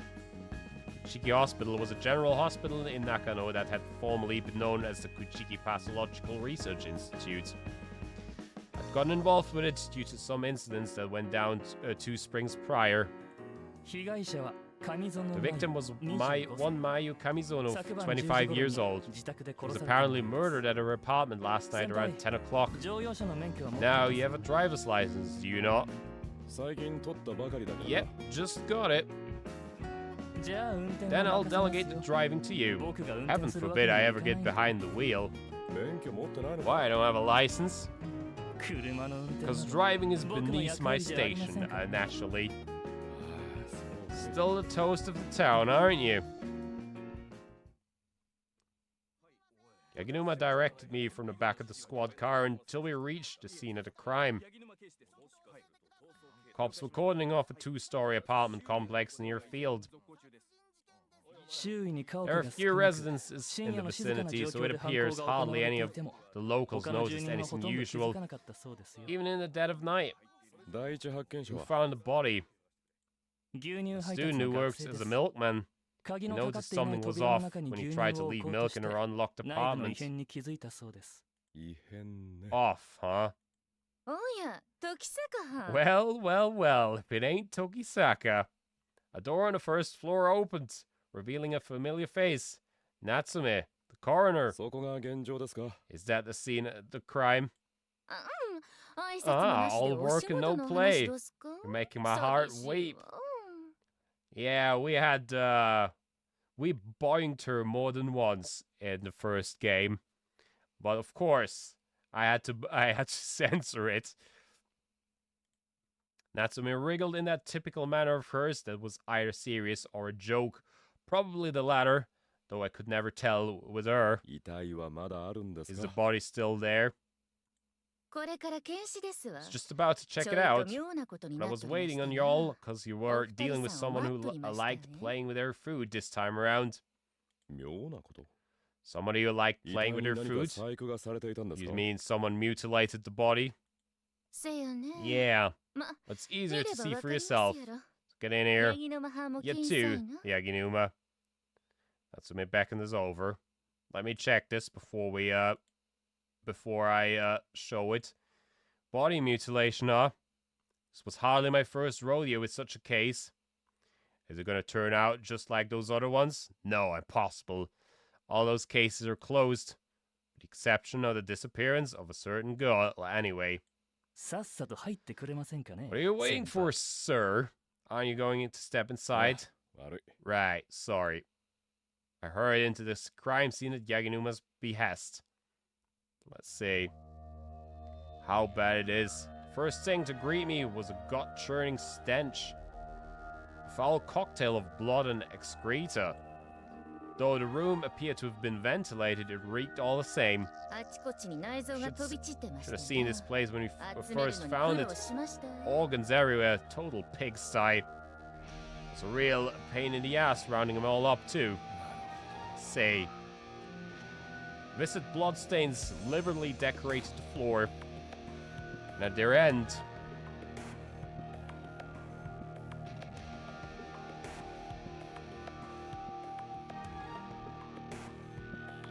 I guess I can give you a quick glimpse how it looks. That's it. Yeah, pretty intense. Was a figure bound crookedly to the wall. No, the curtain rail. The rail bent under her weight, clearly on the verge of collapse. 早く仏 I'd さ like ん to を get 下ろ her したい down から ASAP, ちょっ so と make 見 it て quick く if だ you さい could. わかってます On it. So where to begin? Okay, I have to investigate now, which it's a little bit difficult to do, you know, without showing it actually. So let me make this a bit smaller to cover these things, I guess. I studied the corpse's face. It was relatively clean, not a single cut or scrape to be found. 表情がないな No expression. 殺されたのであれ Odd. ば I think a homicide victim would look at least somewhat upset about their fate 眠らされ Perhaps て she was 殺 put 害 to された sleep 可能性もあり before ます getting iced. ほら Looky here. そこ Natsumi pointed to the body's neck. 注射針の Is that an injection mark? せや Sure is. 何が撃たれた I'm かは gonna 司 know 法 what she 解 was 剖待 pumped ち with ですけど till the autopsy, but if it were done right for the murder, it 睡 could 眠 have been 導 a 入剤か soporific or muscle relaxant. 被害者 Victim was a nurse, right? In that case, it'd be prudent to get in touch with the hospital to see if they were missing any drugs. 他を調べてみるか So I'll check someplace else. Yeah, you have to be very careful with these investigations so you don't miss anything. Her clothes were ripped, exposing her abdomen. The killer had probably torn them. 繊維片なんかも調 We'll べるでしょう probably be able to examine the fibers and whatnot, but the odds of them turning up any leads are about as solid as finding a needle in a haystack. Hardly shocker. See if the culprit tore her clothes. Okay, as soon as the messages start repeating, you know that you've seen everything. It appeared she's been injected with something prior to the murder, okay. Are these hangers? ハンガー Both her wrists were pierced by wires. この部屋にあった Yep, のを使うため seems like they belonged to the victim too. Natsumi gestured to several identical hangers on the wall. 簡単に見た From what I can tell, she was impaled with them 亡くなった後で刺した post-mortem. みたいですね遺体を So 吊 the り killer 下げ did that to hang the corpse? So, maybe it was an allusion to something. I guess you could interpret it as a crucifixion. It's like Jesus Christ's execution. Though the interpretation was admittedly shaky, it wasn't entirely out of the question. 現場にあったものを使って These hangers were the victims. That means either the killer didn't plan anything, or they came up with the idea on the spot. 思いつい Or maybe they'd used whatever was nearby so they didn't leave evidence of their own at the scene. まだ結論は出せない Too early to call, huh? Better check somewhere else. Crucified body was strung up using hangers that'd been at the apartment to begin with. Okay, guess that was about it. Let's see if we can find anything on the neck. As appeared she'd been... Oh no, that's just the same as before. A pendant hung around her neck. It appeared to be silver, not too shabby, but clearly nothing all that pricey either. In any case, it didn't look like all that valuable, which was probably why the killer hadn't bothered taking it, if I had to guess. Anything else? Nope. See if the culprit's okay. I guess that only leaves the abdomen itself then. 何ですか So with that, I indicated the corpse's abdomen. Not only was it swollen and exposed by a tear in her clothes, it also featured a wound that had been carelessly stitched together with thread. Something was clearly in there. ヒラ君はヤギ沼派の指示があった Say the word and we'll open her right up, Yaginuma. まずは他を調べ That ましょ can う wait for after we've 腹を開 taken ける down の the は body. 遺体を下ろしてから Conclude your investigations first, 分 sir. かった。 Got it. I'd have to wait for the end then. Yeah, he always says like in a condescending tone, senpai to him, you know. Hence the translation there. The front of her shorts had been left open, accentuating her swollen abdomen. 軽く確認しただけですが I checked her out a little, but there ain't no signs of sexual assault. Naturally. Not with her abdomen like that. Anything else? There were no indications of sexual assault. Was curious about her abdomen, but it would have to wait. Okay. I feel like we've seen most of it anyways. Let's see the background, maybe? The room hadn't been ransacked from what I could tell. 何か盗 Was まれたも anything のは何だ stolen? I brought my inquiry to Yaginuma. もともと何があるのか Possess 知ら you ない to のに believe I わ would か have るはずない knowledge で of しょ such information when we ただ haven't the slightest. 財布などの What 金 was 目 in の the もの room は to begin 残さ with? れているようです Still, what I can say is that her wallet and the like appear to have been left untouched. そうなると物と Guess な that す kills the burglary angle. Though a look at the body also says as much. Must have been a grudge or something else behind this. Check the pool of blood near the center of the room. ここで殺害されたん Was だ killed here, I take it. そうですね Can't imagine it'd be anywhere else. こうくらい Pulse 出 blood. 血していれば そうして It's also where they cut open the abdomen and discarded any organs in the way, huh? It was enough to make a layman vomit. この部屋の両 Both the 隣 adjoining と2階は空き apartments 部屋 and the で one above 一番 here 近 are くの住 vacant. 人のお年寄り Furthermore, her は耳が closest 遠くて気 neighbor づかな is か a った nigh deaf elderly man who claims to not have heard so much as a peep. 少しくらい騒い Meaning だ no と one こ would ろ have で気づ noticed, か even ない if there had been a little ruckus. Let's check somewhere else then. Okay, let's see if there's really nothing else. Seems she was murdered in this apartment, judging from all the blood, okay? Yeah, nothing else here. No, we already saw that as well. What else could we be missing? No, that's just the injection. Maybe we've seen everything. Let's check her mouth maybe again. No, nothing. I don't think there's anything else, to be honest. I mean, we can save, I guess, if we want to come back to it at some point, but, you know, before we end the investigation. Should do it. Probably have to wait on the autopsy for any more details. Okay. おいしょ開きます I guess we can go back to normal now. Ready your teeth, boys. I'm gonna open her up. That's we cut the stitched incision open after the body was set on the floor. Next, she stuck her hand into the gaping wound.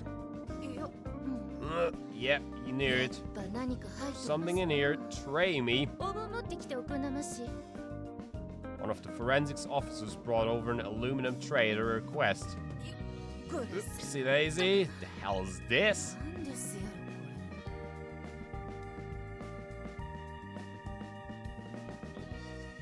Well, Natsume has ultimately procured a discolored lump decorated dusky red with blood. これ成分分 I'll let the 析は後で forensics 科捜 boys 研に figure out 任せます what けど exactly it's made of. 触った感じ Feels like 土でで clay. きたものみたいですね Clay. Kind of figurine, maybe? Don't stuff anime figurines in dead corpses, okay? いや君 Pottery's probably out of the question. Looks like it was dried out before it could ever be いや fired. 乾燥させた状態と However, it wasn't clear what exactly this thing was modeled after. All I could really make out were grooves carved into the sides that resembled limbs. あかんのか Baby? A body that was far too big for its tiny limbs. Wasn't preposterous, especially considering the fact it had been stuffed into a woman's abdomen. そうも見えます Well, looks like one, don't it? ま Well, we should just count our blessings that it weren't no black egg. Also a reference to the first game. True. Black Egg, that was a term connected to the most gruesome case I've been involved with last year. Though the culprit had been arrested, he'd left a trail of bodies in his wake.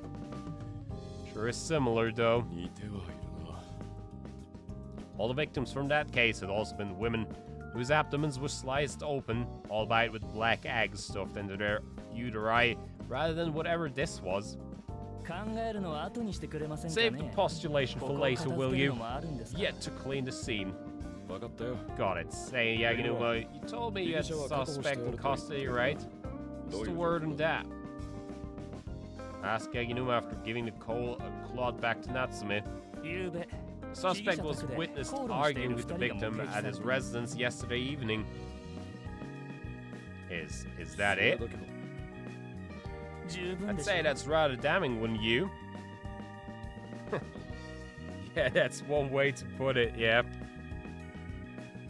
十分のわけが Hell ないだ no. ろう。 Guy's getting treated like a killer based on that alone. Poor bastard. Yeah, especially because he had was on sleeping pills. So if they were still active doing their thing in the morning, it's rather unlikely that he was there to, kill the woman. In that case, caught a gleam in Yaginuma's eye. 先輩が By 証 all 明してくだ means, さいよ prove his 彼 guilt, が犯 sir. 人だということを Personally, I feel like I should be proving his innocence, but whatever flips your pancake, man. まだ犯人だと断 Wouldn't it じる be には jumping the 時期 gun to 尚早じゃないか。 assume he's the culprit? そんなことはありません Hardly. よ An arrest warrant's すでに already been 逮捕状 issued も発 after 行 all. されていますからね そんな Shocked the court had even handed one of those out on such flimsy reasoning. 逃亡の恐れもあ We're ります concerned he might attempt to go on the lam. Yaginuma didn't have so much as the slightest decibel of shame in his voice. 無論 Though 確実に naturally, 犯行が不可能 shall だ be という証 released 拠でも出てき if た any ら evidence 釈 confirming 放はされるでし would ょう have け been どね impossible for him to commit a crime emerges. それを Let me guess, that's my job. 犯人と断 You're 定す so るのは confident 時 that 期尚 it's 早とおっしゃ premature っ to た先 declare 輩 him で the したら culprit. 無罪 Surely の証拠 proving を his 見つけ出 innocence すこと should くらいわ hardly けない pose で you a すよ challenge, should it, sir? Oh, for the love of... So essentially my job was just cleaning up after this guy's mess. 全て No, は I 教えられ cannot ませんが disclose everything. I shall できる inform 範囲 you の情報は of 本庁 all に I 戻 am ってから permitted to 伝え share ますよ upon our returns to HQ. で Take it that means I'm playing the chauffeur again. Yep. Yeah, he deserves a good slap.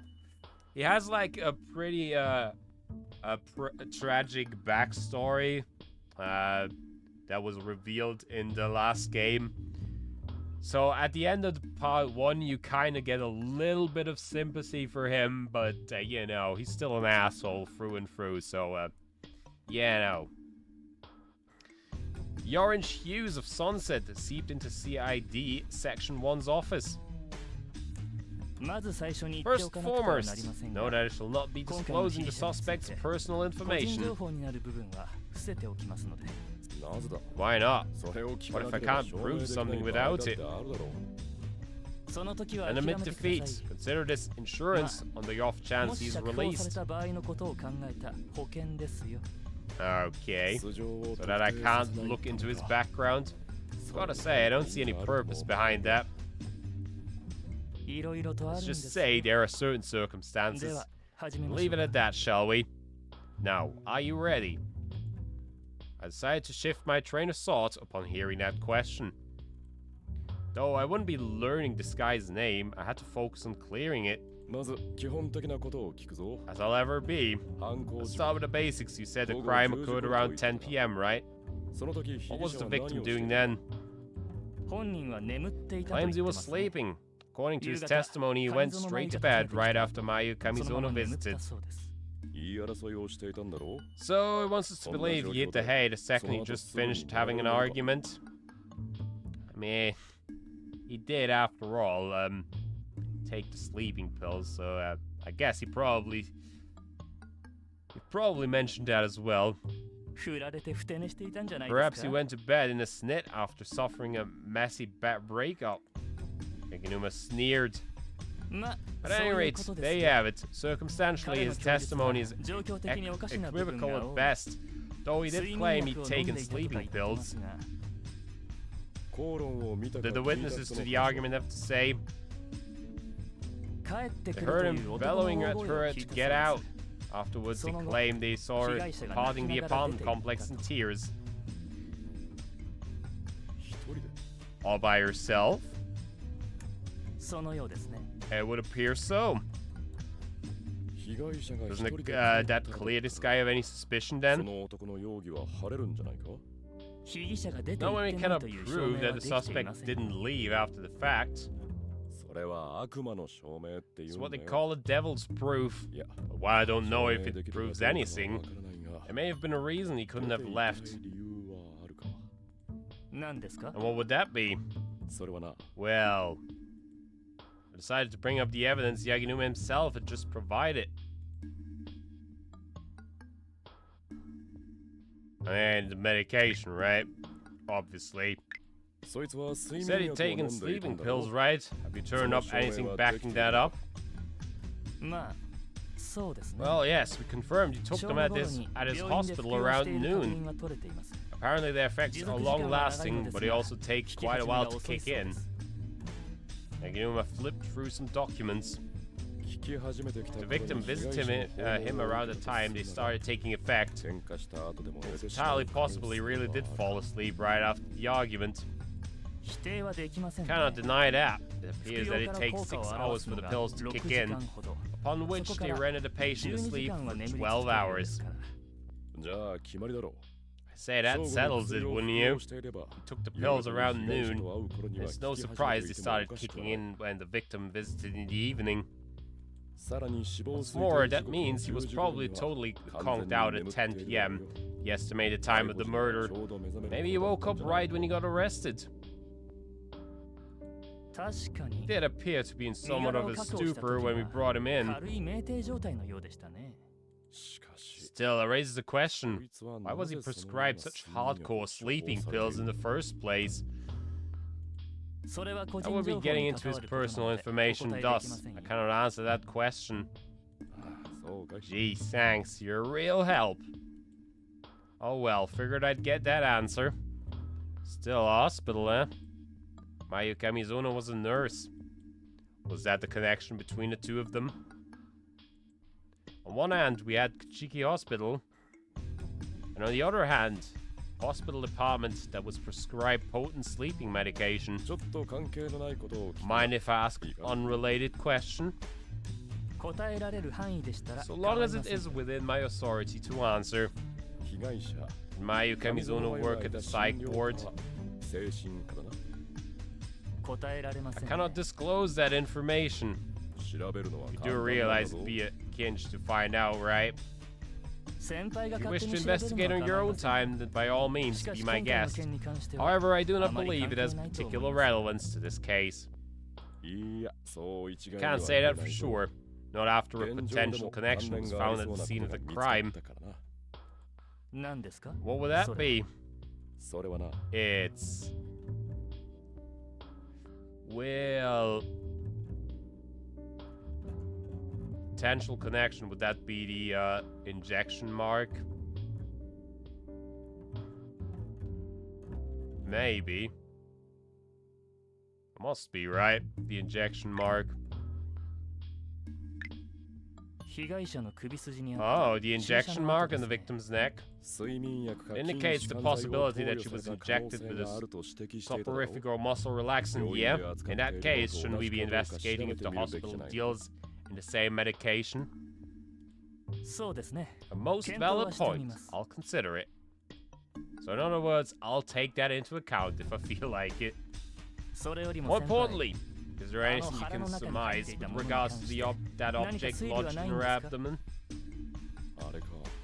The elephant in the room, huh? Clay doll modeled after a baby. If I had to guess, I'd say it's part of a ritual or something. Sure as hell bodes ill, whatever it is. 宗教関係ですか？ So you believe it to be the act of a zealot? 犯人が何らかの It カルトに definitely 所属 raises してい the る可能 possibility 性 that は the あるだ killer ろう belongs to some kind of cult, yeah. 被疑者は Does どう the なんだ suspect have any religious affiliations? 今のところ None that そう have いう come up 話は thus 出てい far, ないようですが but it is not out of the どうでしょう question. かね。 Man has a rather 怪しげ suspicious な air 雰囲 around 気 him を出している after や all. つですから。そういう先 Need 入 to 観 learn は not 捨 to てかかって judge くれ books by their covers when it comes to stuff like this. わかりました I'm よ。 quite 先 aware 輩 of that, sir. Yaginuma started organizing his documents.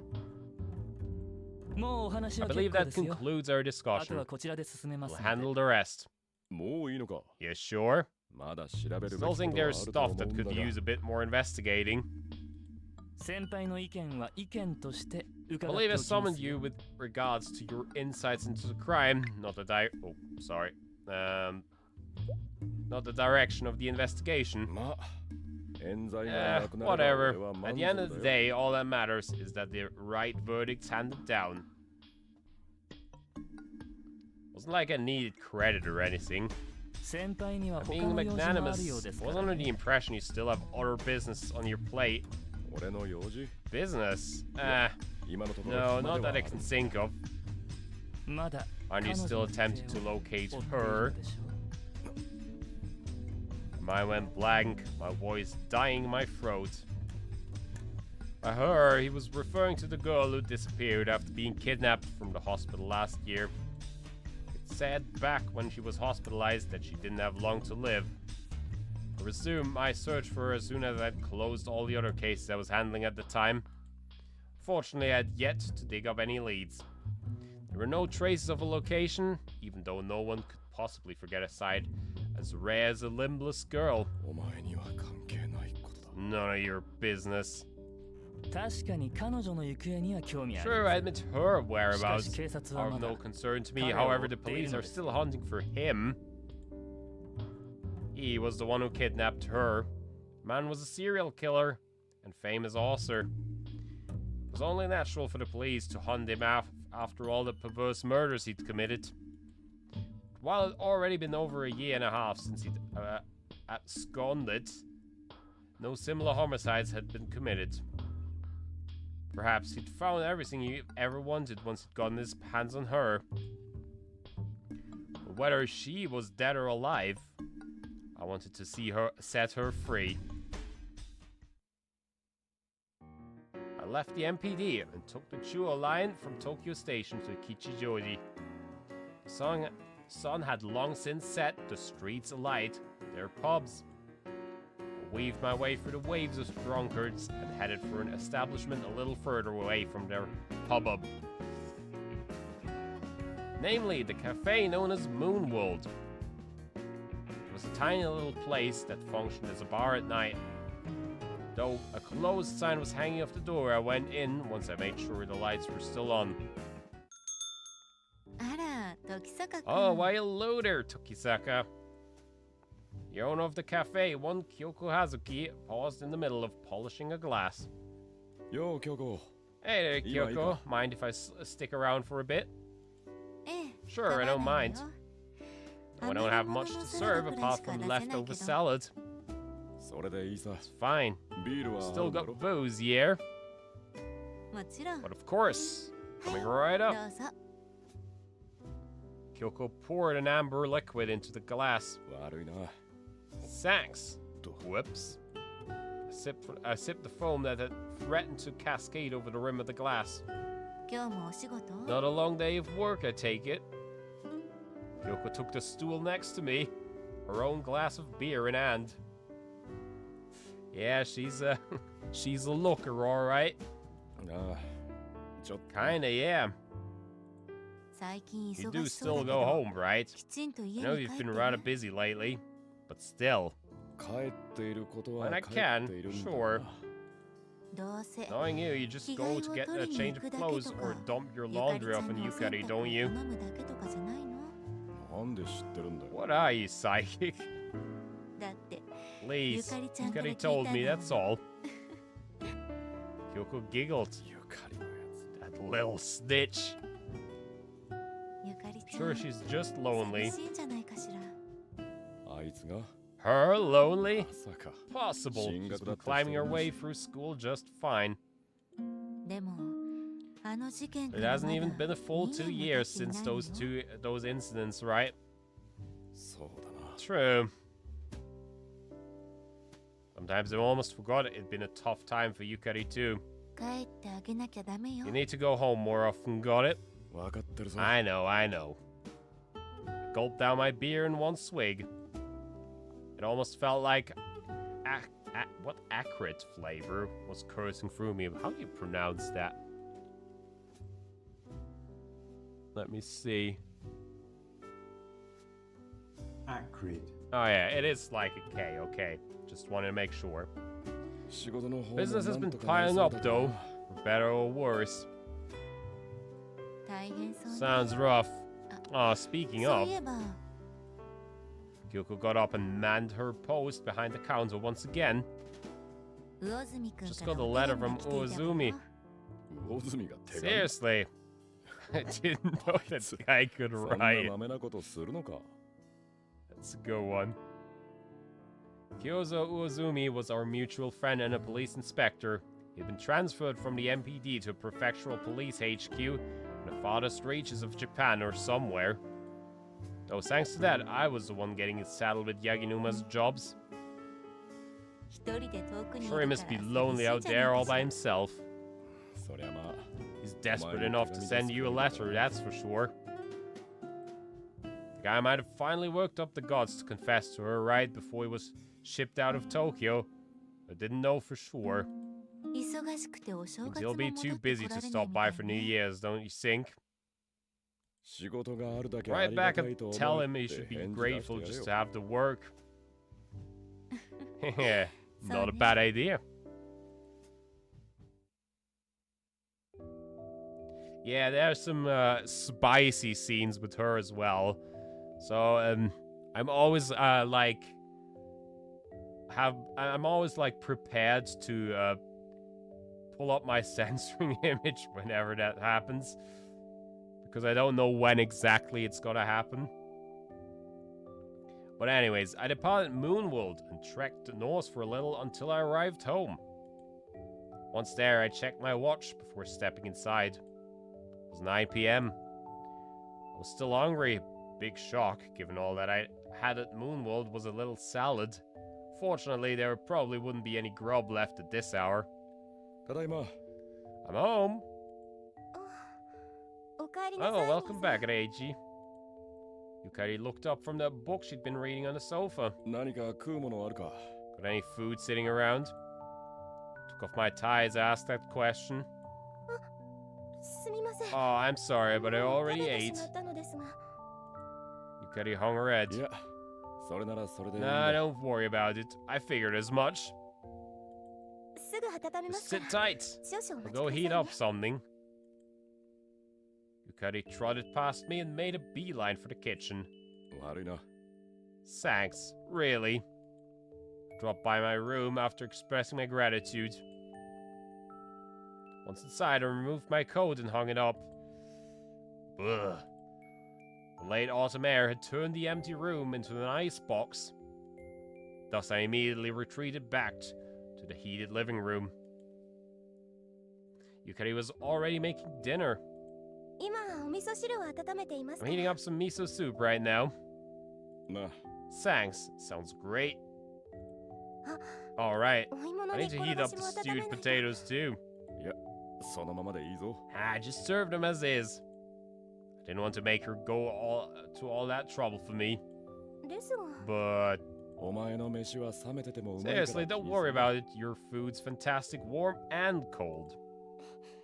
Okay, それよりも but while you're at it, 缶をつけてくれ please ないか warm some sake. はい Yes, I'll get わかりました right to it. Yukari slipped back into the kitchen. You. Kicked back and relaxed. Much as I wanted to drag on a cigarette, I'd held myself back. Promised Yukari I wouldn't smoke in the house anymore after all. Yukari made the request right after that incident. She said it was for the good of my health. I bet part of it was also that she didn't want her clothes reeking of cigarettes at her age. お待たせしました Deiji, your dinner's ready.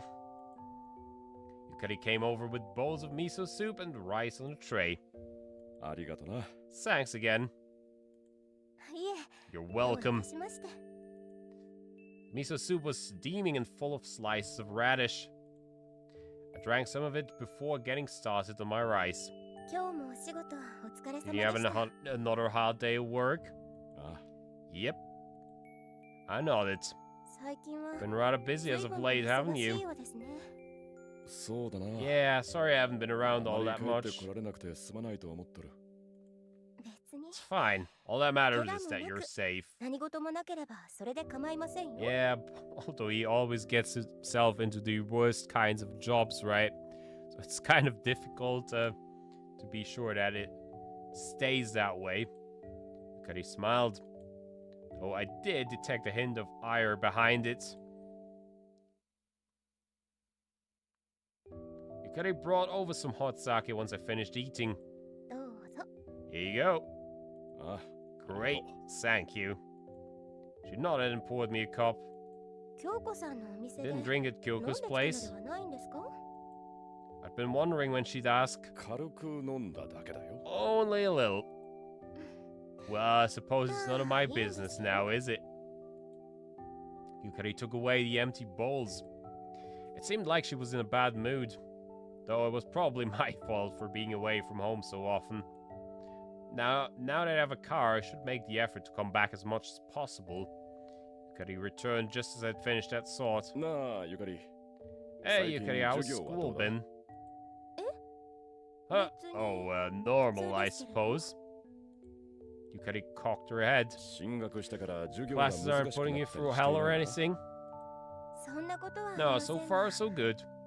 難しかったと Will し you たら tutor me if I ever get stuck with something, though? 俺だって教鞭を取ったこと Of もあるん course. だ Did you ぞ。 forget I used to be a teacher? あれは学内に入り込むため Wasn't の that お just 芝 an 居だった act で so はあり we ま could せんか infiltrate the school? Yeah, he was, the principal of the school kind of asked him to step in after some of their students were targeted in the murders of the last game, and he was acting as a history teacher while he was there. So yeah, but that was also the way we got to know a lot of her friends and stuff. 授業だって。 Hey, it wasn't all fake. I taught some world history classes. そうでしたっけ Really? It isn't ringing any bells. So she forgot all about that, huh? 私に In は any case, I'm not having any trouble personally. 私には Personally, 何か sure makes it 他に sound like 問題 someone you がある know よう is な having 口ぶりだ trouble, though. Yukari breathed a heavy sigh. 兄が探偵では Should have known better than to think I could hide things from a detective. 何かあったのか Something the matter. 私のことではない I'm の not the one with the problem, so I don't know if it's my place to speak, but... Yukari began explaining once she got that disclaimer out of the way. 先月 Got a new student in our class a few weeks ago. Almost nobody transfers during the fall, so we all thought it was odd. However, Yukari hesitated for a moment. その子が One of my classmates 前 heard にいた rumors ところ about の her 噂を from her 聞い last てきた人 school. がいたんです Unsavory ones at that. Ooh, they heard about that, huh? 話ではなくて Even though she wasn't even at fault. うん I see. I nodded. で、お前 So は what それ do を you- 信じているのか You think they're true? まさか No, of そんな course こと not. ありません Yukari shook her head. だったらそれでいいじゃないか。 Then what's the problem? 実 Just 際 believe に what you 見た see も and の hear with 聞い your たも own のを eyes 信 and じればい ears. い。ええ Yes, you're right. そうですね My sister nodded. 実際 A に見てみ rumor ない is と just that until you 噂は uncover the 噂でし truth, かあり isn't ま it? せんものね Oh, but you know, speaking of which, ところで there's another rumor I've been hearing. もう一つ噂を聞いたのですがなんだ Oh, and what's that? There was something about Yukari's tone that made me sit upright in my chair. So it's about him, huh? 最近兄さんが月世界 Word に has 入 it り that 浸 you've ってい been るという frequenting 噂 Moonwall lately. ですよそれは Now 本当 that に is a 噂 rumor. だよ Didn't go there all the time. Probably. Definitely. Well, I don't know why that would be a problem, to be honest, but I guess because she thinks that if he can go there, he can also come home more often or something. Maybe. Masaki turned back and reproachfully glared at the towering MPD building as he left. They'd arrested him under vague circumstances, interrogated him in name only, and locked him in a cramped room. Then they'd released him just as it properly come nighttime. Though it was still much in the dark, he did know that Mayu Kamizono had been murdered. Now he could never ask her about that photo. The police had probably taken it as evidence. Masaki had been afraid they'd eventually discover the truth about him once they saw it. However, not once had they brought the photo up. Have they still not found it? Or perhaps the killer took it with them. Then again, Mayu might have gotten rid of it herself. Whatever the case, things weren't looking good for him. Which makes you think, why would the killer...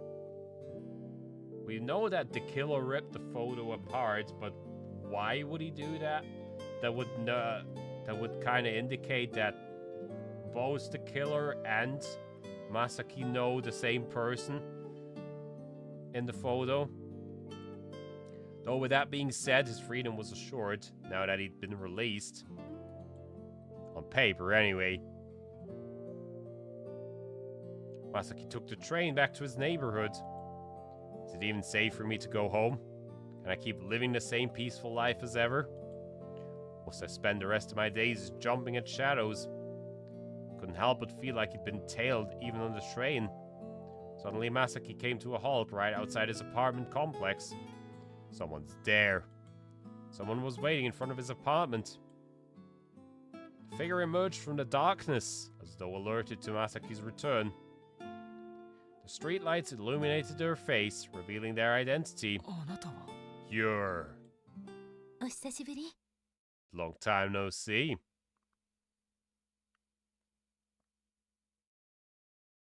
Huh, okay. Well, I guess we're not going to find out who it is just yet.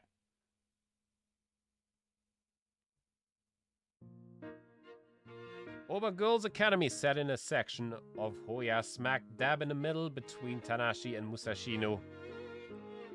Though Yukari had moved up departments, she still studied in the same school building. Yukari trekked the familiar routes to school. This was the road she'd traversed with her friends for years. And that wouldn't change anytime soon. おはようございます、時坂先輩。 Good morning, Tokisaka. おはよう、佐藤さん。 Oh, good morning, Sato. Yeah, she's kind of a badass, but Sato, that is. Been addressed by none other than Ayumu Sato, one of her youngest schoolmates. 今日はゆっくりなのね。 I usually don't see you at this hour. Don't you have kendo practice? 朝練が休みだっ Not たんです。 this morning. お I か can げで go の at ん my び own りできます pace. よ。 Yeah, still 頑 working 張っ hard, て are い you? るね。ええ。 Yes, indeed. I need to polish my skills if I wish to become a detective's assistant after all. She jokingly said because, you know, well, maybe it wasn't jokingly. She was probably pretty serious about it. After the cases in the first game, she offered, like, to become an Eiji's assistant since she helped us out a lot. So you still haven't given up on that. まだそんなこと言ってるの？ Kari heaved a sigh. Ayuma had been dead set on that goal ever since she'd seen Eiji at work over a year and a half ago. Though Yukari was happy her brother's merits were being acknowledged, that didn't lessen the danger of such a pass in life. 今のままで I know は I still have a まだ long ま way だ to go. 実力が不足していますから Train more if I'm もっと to 鍛 earn my 錬しないとい place. けませんけど。 However, it seemed Ayuma was determined. 気をつけるの？ Just be careful, alright? 分かっ Of てます。 course, I'm aware of the risks. Yukari wandered the school hallways.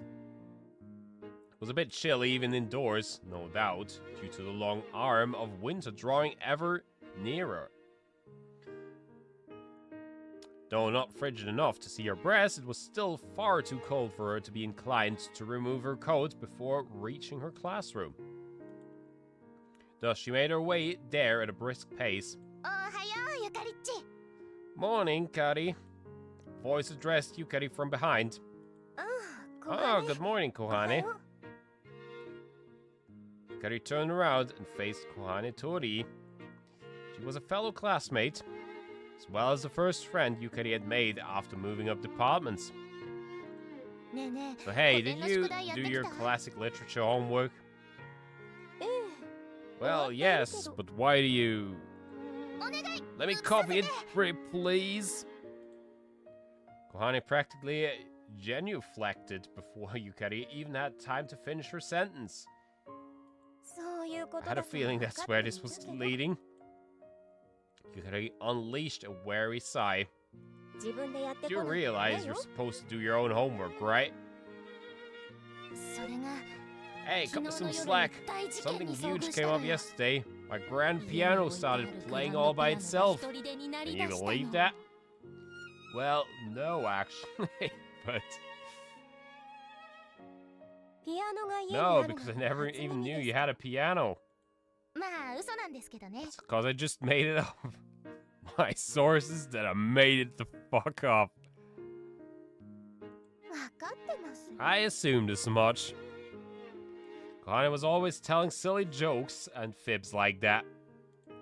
じゃあこんなのはどうかしら Fine, then how about this? The dead body in my closet started moving on its own. 勝手に動き出して宿題を You're 移す going ん to だ copy から my homework, 早 then くし you'd た方が better いい hurry. ですよ There's a lot to 結 get 構な through. 量がありますから Seriously? Oh, crap. ja. Oh, I know. ゆかりっ What ち if の I just ノート change の the 名 name 前 on を your 変えて notebook 出 and そう add か that し in? らそれはダメです Absolutely not. I used to always in middle school when we had homework, I used to always tend to do my homework extra thorough. So I wrote way more like we even had to do often.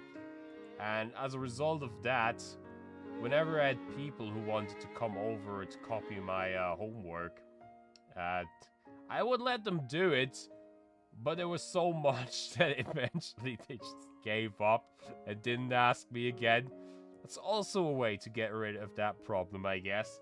So yeah, I mean... そうよね Hey, can't fault a girl for trying.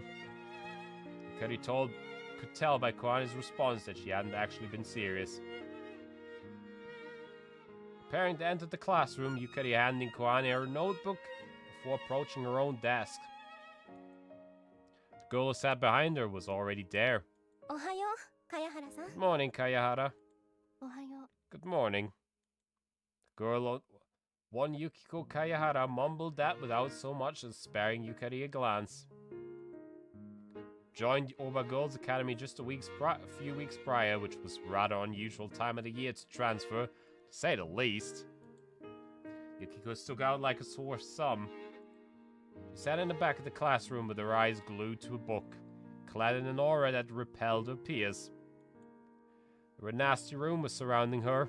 Sad stories were started by a student who supposedly had a friend in Yukiko's old school. According to her, one of Yukiko's former classmates had passed away shortly before Yukiko's transfer. Apparently, said classmate and Yukiko had been inseparably close friends, so naturally that meant they'd been together when she died. As such, rumor had it that Yukiko had pushed her friend into the path of an oncoming train, killing her. Though Yukiko had denied the accusations, they eventually became too much for her to bear, driving her out of her former school. However, that was all they were, rumors. Yukari snuck a look behind her. Yukiko was reading her book, completely unaware of Yukari's stare. Yukari had no intention of asking her whether the rumors were true. She simply wished Yukiko would open up a little.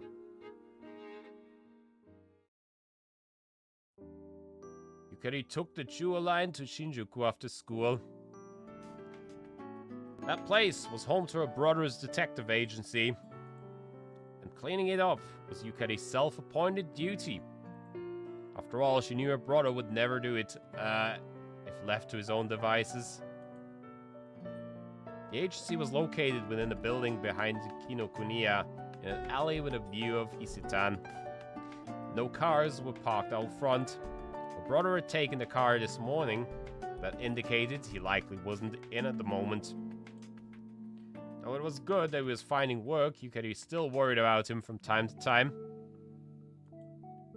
She knew it was probably far too late to hope he'd ever get a normal job, but But that didn't change the fact that she disliked the danger he constantly put himself in. Yukari shook her head moments after she stepped into the office. The place was a total pigsty, like always. Documents were scattered across the floor. Half-eaten bread sat on the desk, housing an impressive colony of mold. Hordes of dust balls lined the walls. Perhaps the only saving grace was the fact that her brother hadn't left any dirty laundry around. Alright, here we go. Yukari strolled over to the window to air the room out, only to stop just a stone's throw away. She'd realized the incoming breeze would likely have blown away the dust and papers. Thus she decided to organize the documents first. Yukari skimmed them as she separated them by category. Plenty of them were about homicide cases, as she'd feared. The documents described all sorts of gruesome details she wished she'd never seen. Fortunately, none of them had crime scene photos attached. Yukari gasped when she saw a particular document. It was a report regarding Kuchiki Toko's whereabouts. The document was dated a few months back during the middle of summer. We're still looking for her, Eiji. Disappeared 2 springs prior. And ever since then, Eiji had been a slave to an obsession named Kuchiki Toko. Yukari herself wasn't privy to all the details. However, she did know that her classmate, Kuchiki Toko, had been kidnapped while on death's door. That her chance of survival were next to none. Does Eiji believe she's alive, or... Yukari straightened out the stacks of papers and piled them atop the desk. In the end, she knew it was none of her business. All she could do was quietly await his return. Yeah. I guess he's going there now to the hospital to investigate that connection, the murder and the drugs that were used for it. Kuchiki Hospital stood in Tokyo's Nakano Ward. A series of events had occurred 2 springs ago, back when the hospital was still known as the Kuchiki Pathological Research Institute, that had temporarily threatened the facility's continued existence. However, the hospital had miraculously survived, likely thanks to director Yasutada Kuchiki taking all the heat for them and resigning. His son, Fumiya Kuchiki, took over and changed the name to Kuchiki Hospital. Yeah, Fumiya Kuchiki was previously operating their own private little practice at the place of where they live, the Kuchiki family, that is. But anyways, the obstetrician Koharu Yamanouchi had subsequently been forced to take over all sorts of duties, since the hospital had lost several doctors in the process. Today, she had a psychotherapy session scheduled with a hospitalized patient. Though that was outside Koharu's realm of expertise, she still had much experience talking things through with young women. Despite the rather bombastic name psychotherapy, the procedure ultimately just boiled down to doctors giving the patient someone to talk to. Isn't that what most psychotherapy is? I mean... Of course, it requires a special skill set. I'm not denying that. But, basically. Anywho. The girl in question had been hospitalized in a psych ward for many years now. However, rather than hiring a full-time psychiatrist, the hospital had instead recruited psychiatrists part-time from other medical facilities since the incident a year prior. Koharu pulled herself together. She couldn't afford to yawn in front of a patient, no matter how tired she felt. After all, even the tiniest gesture from a doctor could harm a patient and instill anxiety within them. Koharu reached the hospital room. The nameplate on the wall read Michiru Shirosaki. After readying herself, Koharu gingerly knocked on the door. Similarly deranged to the Michiru from Grisaya, then, yeah. 白崎さん入りますよ Michiro-saki, I'm coming in. It was a one-man hospital room. The patient who called it home was typically assigned her own room. After all, there was no telling what would happen if she were kept with other patients. A girl in pajamas was sitting on the bed by the window. 白崎さん Shirosaki. The girl Michiro Shirosaki looked up at Koharu. Her head was wrapped in bandages that covered her left eye. 調子はどうかしら How are you feeling? Koharu sat in a chair facing Michiro. The girl didn't answer.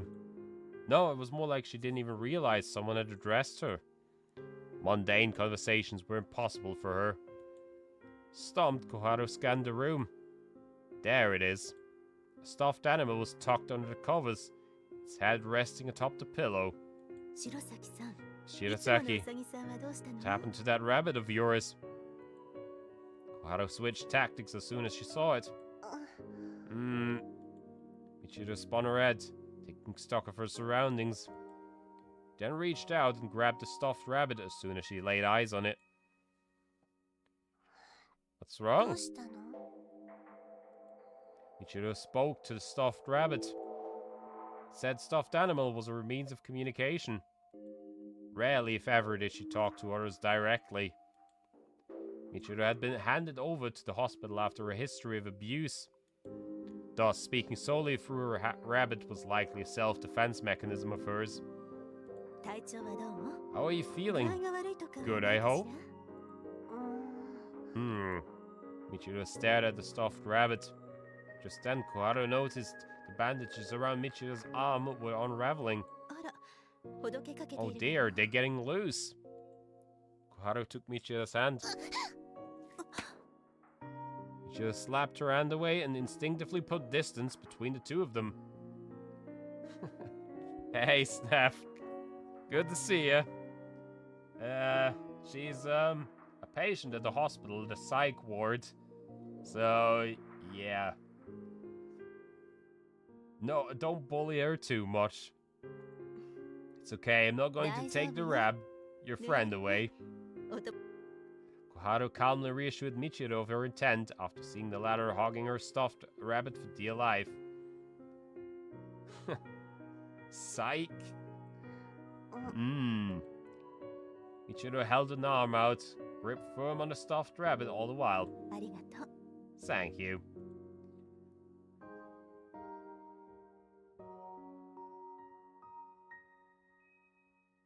Ooh la la.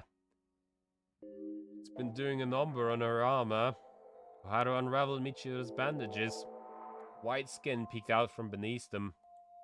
However, strictly speaking, it wasn't white, for the skin beneath the bandages was in fact swollen red from here to there and marred by several dark lines. It was scars from when she'd slit her wrists. Michiro had tried committing suicide multiple times in the past. No, that wasn't quite accurate. Her former doctor, the one who had been in prison 2 springs prior, had concluded they were merely acts of self-harm. Still, that didn't change the fact that she'd injured herself, which was why no blades or sharp objects, including glass, were allowed in Michiro's room. かゆい They itch? Michiro once again addressed her stuffed rabbit. あまり書いてはダメよいつまで They'll も never 治らな heal く if な you っちゃうから scram them so much. So you need to stop that, alright? Good old Papa Roach. The swelling of her skin was from when she'd scratched at her scars. Koharu took ointment out of her pocket, coated her hand in it, and smeared it across Michiro's arm. Once that was finished, she redressed Michiro's bandages. 他にかゆい Does と it ころ itch はないかし anywhere ら else? どうして Why? Michiro cocked her head. Hopefully not cooked it. Koharu knew how difficult it was to communicate with this girl, hence why she was being so patient with her. Koharu herself had once gone through something similar, so she truly pitied the girl. あ Oh? Something the どうした matter? のかしら Yeah. Michiro looked at her stuffed rabbit and nodded at it. Her world defied a layman like Koharu's understanding. Michiro Shirosaki was by no means stupid. Her psychiatrist, who himself was far removed from the realm of normality, had said she was in fact far more intelligent than the average person. But would us understanding Michiro truly do her any good, or... Though Koharu herself had once been a psych ward patient, she didn't know the answer to that particular question. I'm trying to think if I remember the connection between that,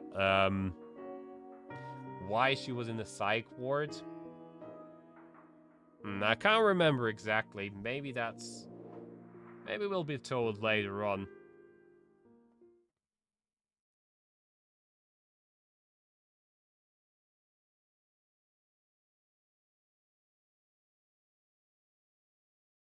There was something, an incident that we talked earlier about with Yaginuma, but I don't think that was Koharu.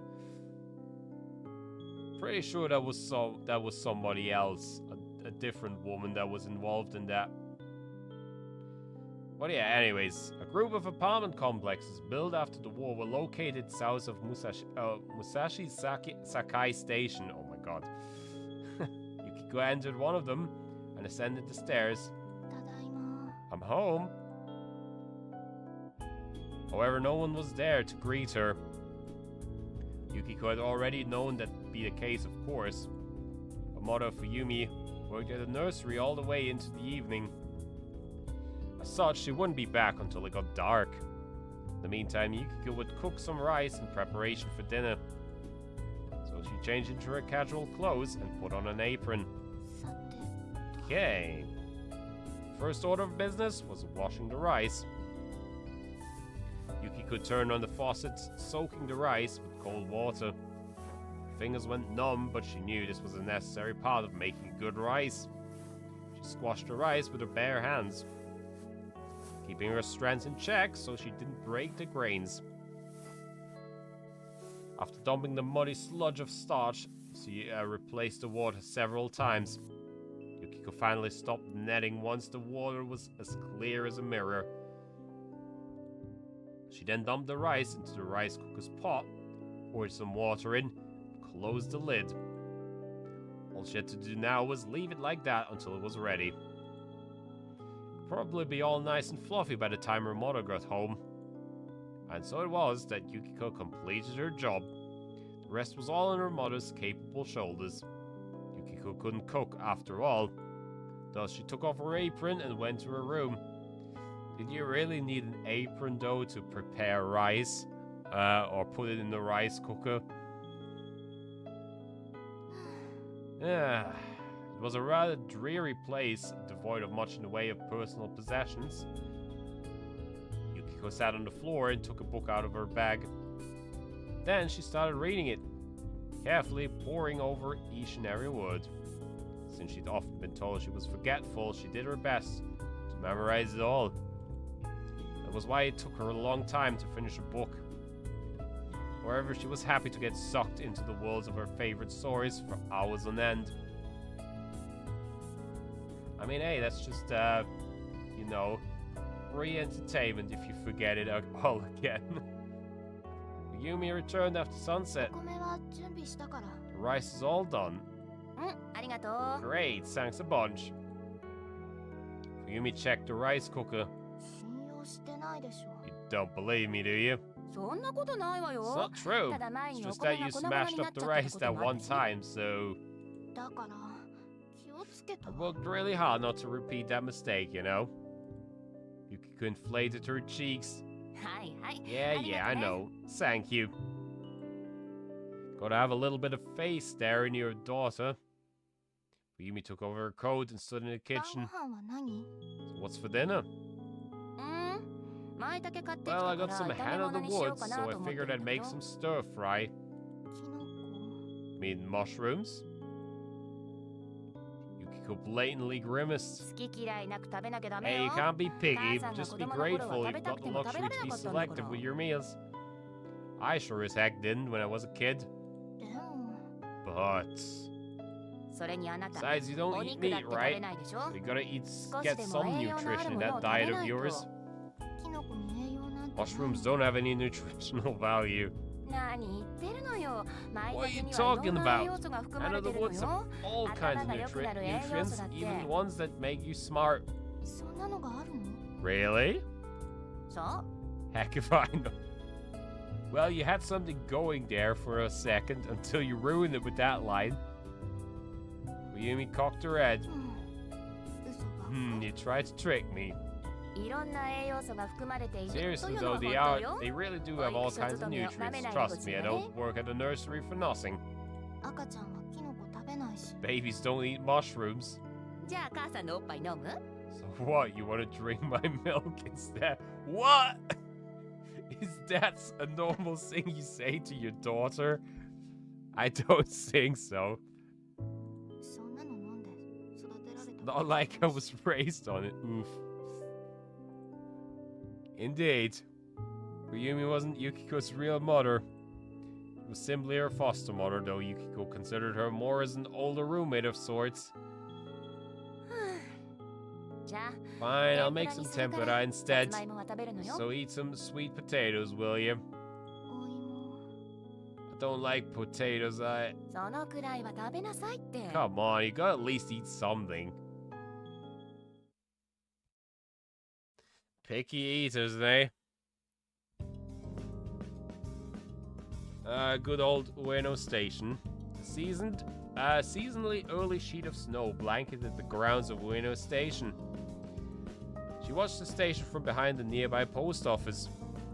Cold gusts of wind rushed through the narrow alleyway from time to time, waving her left sleeve like a flag. Good thing I cut my hair.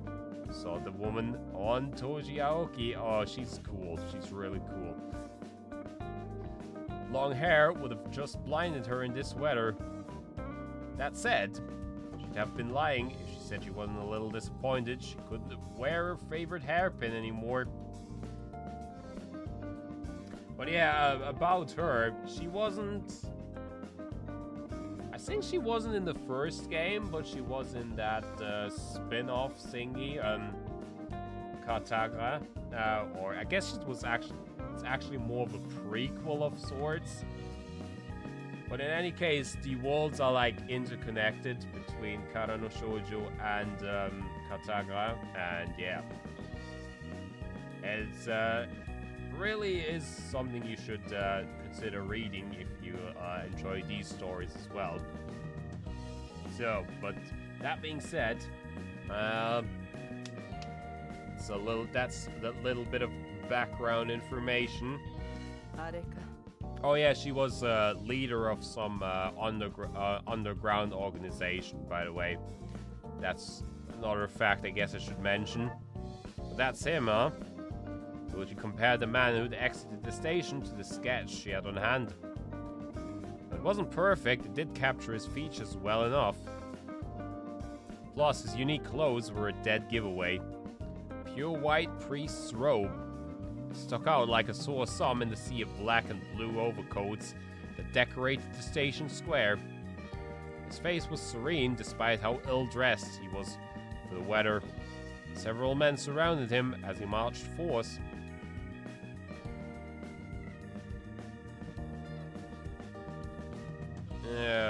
Okay. Told you didn't want to stir the pot. If she could help it. Oh, I was blocking her, wasn't I? Yes, I'll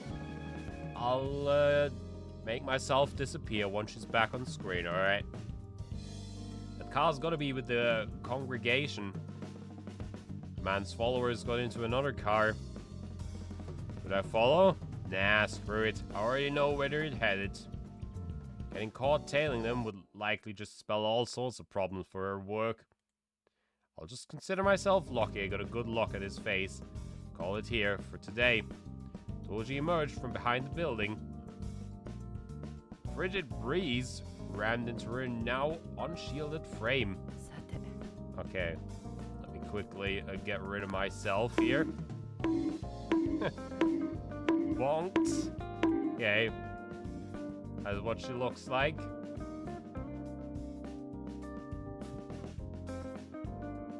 but you'll get a bit better look at her sooner or later, for sure. I should get myself something from one of those food stalls to warm myself up.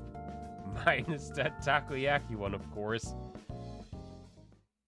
Yeah, this is kind of a running gag in the series. There's this really shady takoyaki salesman that always appears.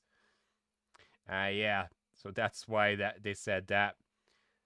Masaki sat on a bench in a plaza situated by Shinjuku Station's east exit.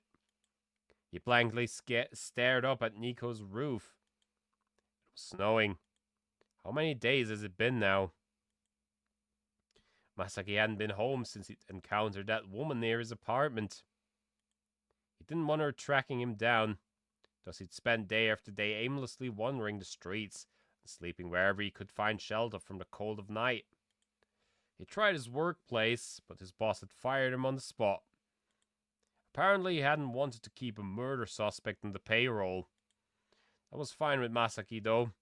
He hadn't been keen on staying in one place anyway.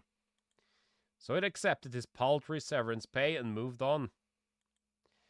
That had been the end of that. And while he was at it, he'd also cancelled his lease agreement. Masaki had informed the landlord that he could do whatever he wished with everything left in the apartment. Damn, who was that person that scared him off that badly, huh? For Masaki wanted to avoid as much trouble as possible. After all, he'd been a fugitive for the past decade. Maybe starting a new life again won't be so bad. And yet, despite that initial optimism, Masaki heaved a forlorn sigh. The last few days alone had been positively draining. Though he knew he should have been going to Tokyo Station or Ueno Station, if he wanted to skip town, he couldn't muster the energy to drag himself over there. I could always take the Chuo line from Shinjuku Station toward Kofu. However, he was reluctant to do so. After all, that would only bring him closer to the place he'd been trying to avoid. Masaki looked up at the roof of Nico again. For a moment, the notion he could get as far away from everything as possible if he went up there crossed his mind. Oh, hold on, that's possibly not high enough to do the job. However, he wasn't eager to jump off a building anyway. Nah, not when there'd be so many prying eyes. No, he wanted to die inconspicuously. Jumping in front of a train would be much better. It has to be more discreet. Masaki now regretted cancelling his lease. He could have simply hanged himself in his apartment if he hadn't. It wasn't like anyone would ever visit him after all. Except, mysterious woman we don't know. After buying something at Nikko, Masaki took a train and got off at Kichijoji. He trudged away from the south entrance until he arrived at Inukashira Park. It's funny how all the games we've been playing lately always bring me back to Inukashira Park. Persona 5 as well. And now with this one again. Although I will say I played this series before Persona, so I already knew about it from there. The park was as silent as a tomb. Meanwhile, the reflections of the streetlights swayed in the pond. What a beautiful sight. He wanted to commit it to art. A picture of nature in the city, completely different from the rural landscapes he'd used to draw. Even the barren cherry trees brimmed with an aura of urban refinement. Masaki lumbered over to the base of one of the trees, the carpet of snow crunching beneath his feet with each step. He touched the bark as soon as he arrived at his destination. Masaki almost felt like he could hear the immobile plant's heartbeat. Cherry blossoms were building up strength so they could bloom beautifully come spring. Yeah, I mean, that's still a bit away, right, in December, but perhaps becoming nutrients to support that cause wouldn't be such a bad fate. Who was it that said corpses are buried under cherry trees again? Motojiro Kaji? Masaki produced a small fruit knife from the paper bag he carried. He thoroughly scrutinized his options until he found one that looked like it cut deep. Though perhaps he'd alert Takashi in the process. Oh well, not like it even matters. For soon enough, it would be of no consequence to anyone or anything. Ooh la la. Does not sound good. I think it's could be murdering time again soon. I once committed a grave sin. Perhaps this is my punishment for it. Yes, it surely is. However, this sin can never be forgiven. Today, I shall commit another sin.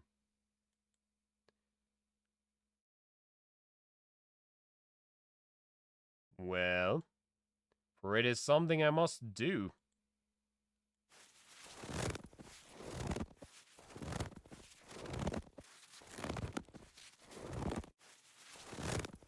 Winter, late 1920s. Okay, we've definitely gone back in time here. She visited a small wayside shrine in the mountain. A byway of the path leading to the main shrine had brought her to this place. Normally it was forbidden to tread upon this holy ground. And yet, she had violated that taboo all the same. However, she hadn't done so willingly. She had been summoned there, though by whom remained a total mystery. The letter had said, you think that's the grave sin he's gonna commit?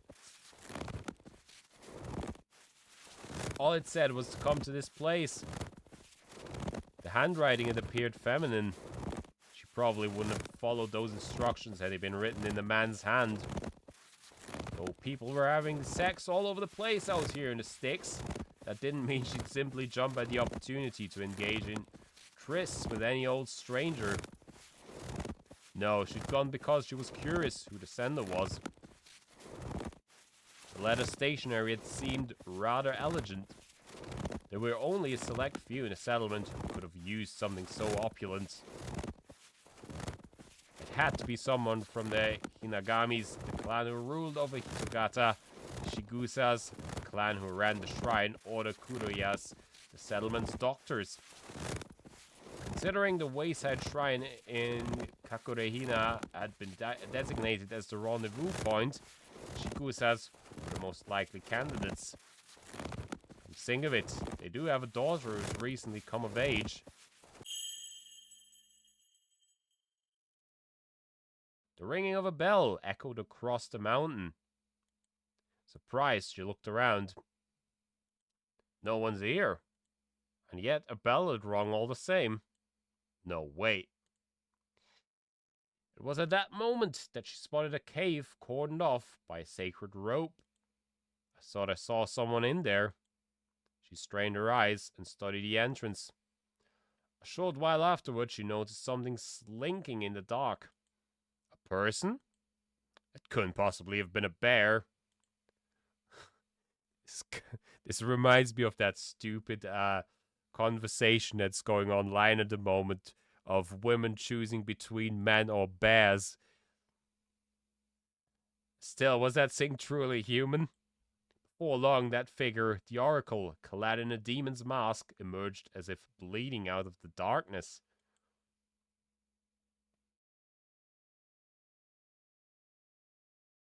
Okay. I'll bring my mouse cursor close to the censoring stuff, just in case something is gonna appear in a moment. I unconsciously laughed as I loomed over the woman collapsed in the snow. Finally. My revenge was finally nigh. No, not revenge. This was a ritual. A sublime divine ritual. I kicked the woman with my sandaled foot until she was face up. Still show no signs of coming to. She wasn't dead, simply put to sleep with incense. Still, there wasn't much time until she woke up. In all honesty, I wanted to kill her while she was unconscious, make her regret what she'd done and beg for her life in tears. But then, it wouldn't be the curse if I did. The Oracle existed as the avatar of the curse. I drew the knife I'd hidden in my kimono sash. The blade gleamed under the moonlight. Oh, that's right. It was no longer the Oracle. The Oracle's dirk was no longer mine to use. Therefore, this was not the curse. Indeed, it was a result of my own personal hunger for revenge.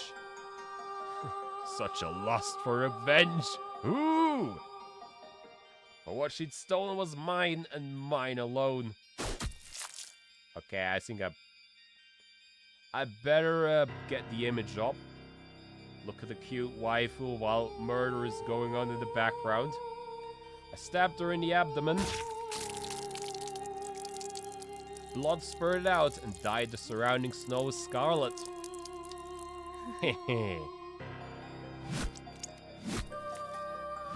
I laughed. A rush of euphoria danced in my chest. Never before had I conceived of getting my revenge in such a manner.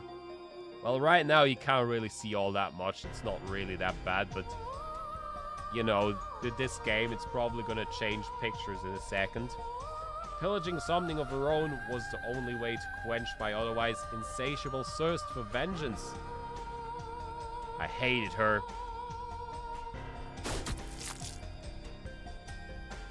I loathed her. I despised her. Resentment guided every fiber of my being into eviscerating her. Tugged on her pink entrails, ripped them out, and tore them to shreds. A blood-stained white organ, her womb, was exposed. She'll pay. I stabbed it with my blade. It was this wretched thing that bewitched men and led them astray. I grabbed her womb. It was slimy in my grasp. Loathsome sow. I cursed the deceased woman. Is that thing spewing its nectar even now, trying to lure men's lust into it? Turned my knife up and pierced her genitals. Afterward, I tore her vagina from base to uterus. No man would ever be in her again after that. Rapture swept over me from head to toe. Not once had I dreamed that liberation from the customs would bring about such bliss. If only he had known about this when he'd resigned himself to fate. No. If he had, then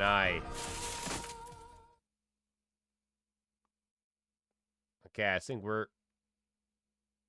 back to normal, maybe? The girl simply stood by and watched.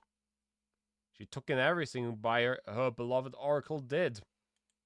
The Oracle left, disturbed by the noises the girl had made.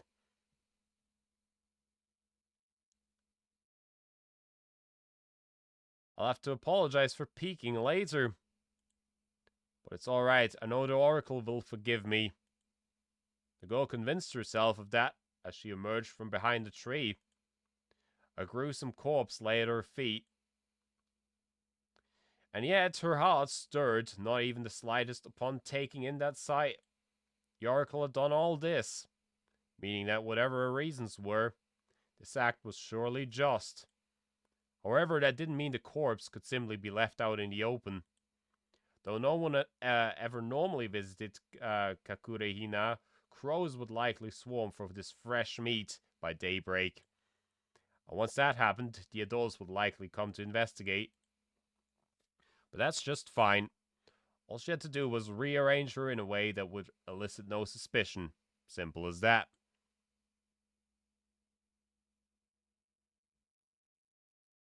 Okay. The girl returned with tools in hand. She then crouched down at the corpse's feet and took out a clod from the bag she'd brought. It was merely a rolled up lump of clay.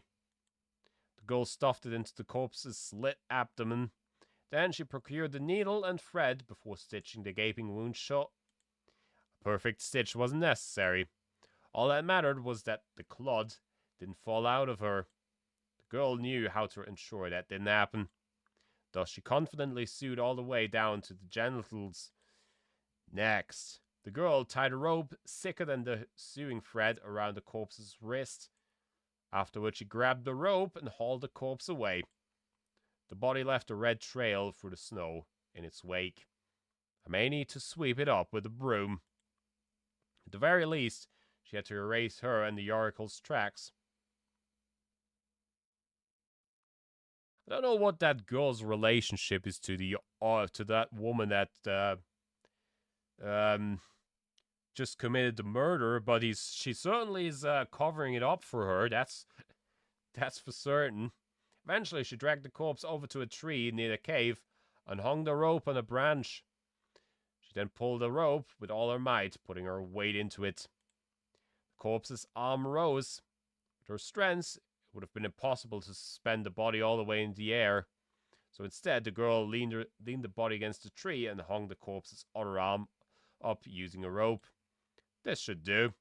Now the curse is complete. Okay. I think that was it. There wasn't actually anything too bad after that, after the murder.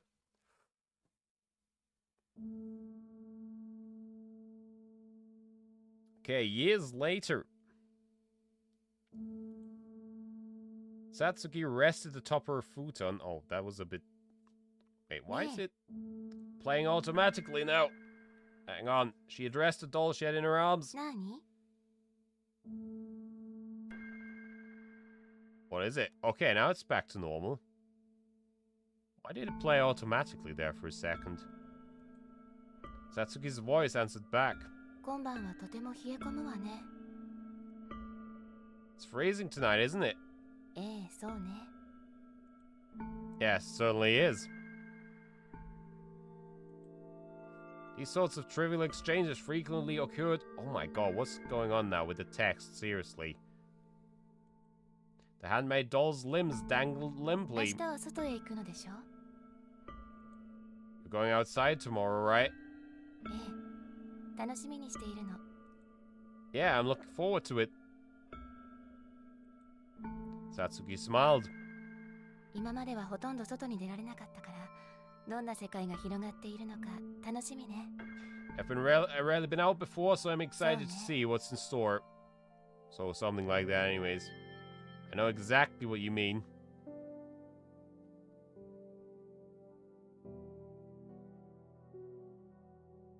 Maybe that's just for this cutscene thingy or whatever it was. Looked like one anyways. Satsuki raised the doll's arms. ああ、新しい草履を用意してもらわなくてはならないわね。 Oh, I'll have to get new sandals. 新しいものが必要？ Why do you need them? 冬用の滑りにくい草履があるそうよ。 Well, I've heard that there are ones customized for winter that will keep you from slipping. Is that right? She lifted the doll's head and made it nod. 神社の石段は急らしいから、それはとても助かるわね。 The shrine staircase is supposedly really steep, so one wrong step. Oh my god. What's this with the text all of a sudden? Good point. Satsuki set the doll by her pillow.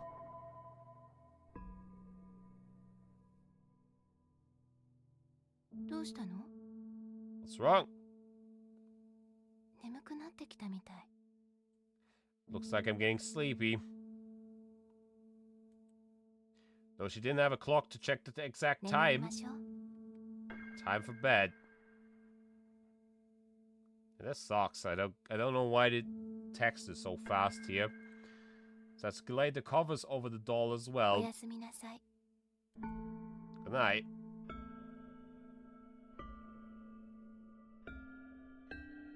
And with that, Satsuki closed her eyes.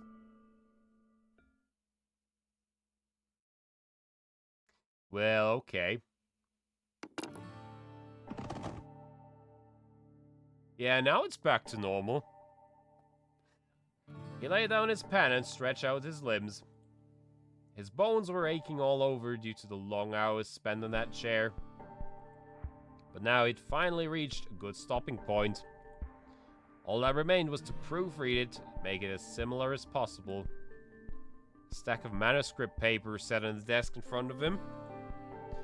It was a godsend that he'd acquired the idea for the story. Thanks to that, he'd finally finished writing the novel he'd earnestly desired to write for years and years. He picked up a creased piece of paper sitting next to him. It was his own personal Bible. The compass that guided him in spinning that tale. Well, that and the girl in the bed. Her flowing black hair hung out like a carpet. Several IV tubes were attached to her neck. A thin cloth swathed? Let me check that. Swathed Oh, with or yeah, okay. swathed?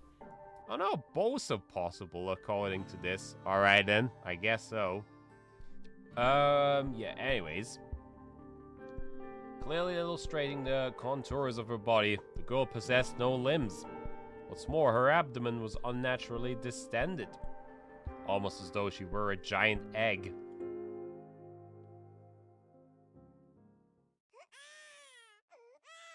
Crying.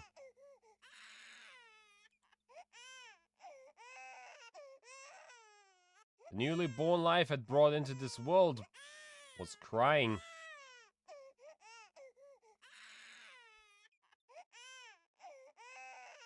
Oh, thank goodness.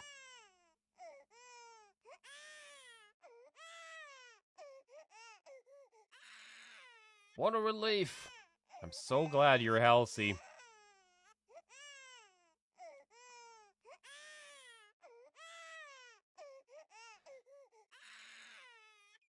Not that there'd been much doubt, considering his child also had his blood, the blood of the man who meant so much to me. Thank you. Thank you for being born. Please live a long, happy life. For the both of us. I didn't have much time left.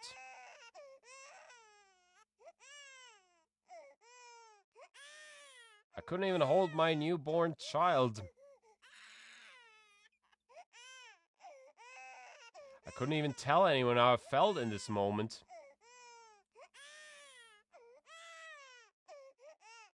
And so I submitted myself to the sleep, dragging me into its clutches. All the while praying that my next awakening would be in his arms.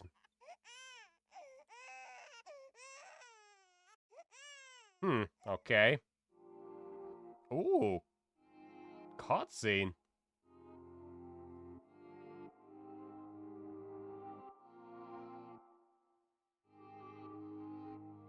I guess that was the introduction, part.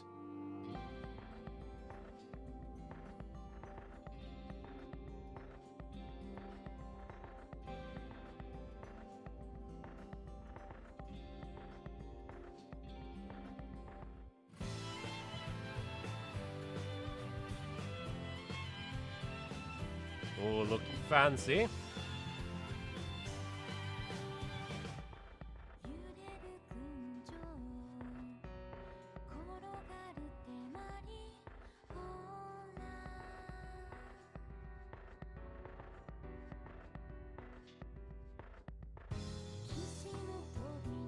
Yeah, getting a little bit of an insight here into things to come. Not gonna spoil anything, but mind you, even if I tried, I probably wouldn't remember most of the things. It's been years.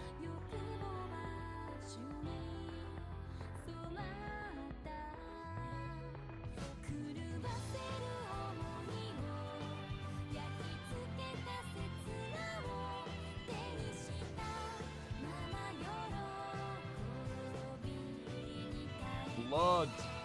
Yeah, we've seen a lot of that.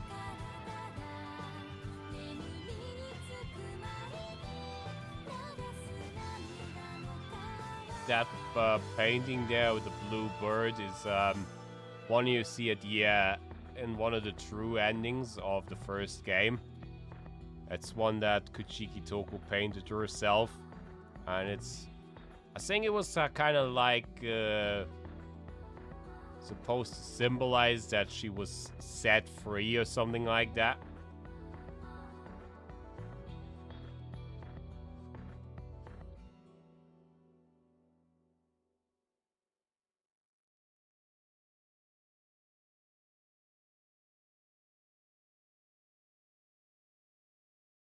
Yeah, this was the first part. This is not one of those visual novels that you finish in like 4 or 5 hours. This is a little bit longer.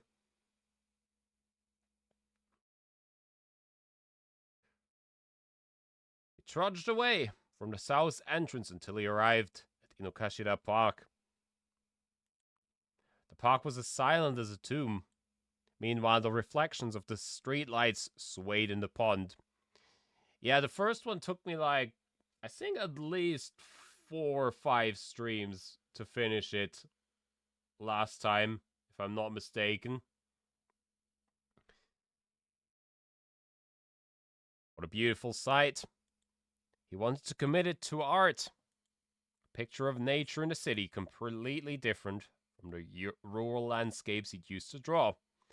Even the barren cherry trees brimmed with the aura of urban refinement. Yeah, we already saw that, read that earlier, didn't we? He lumbered over to the base of one of the trees, the carpet of snow crunching beneath his feet with each step.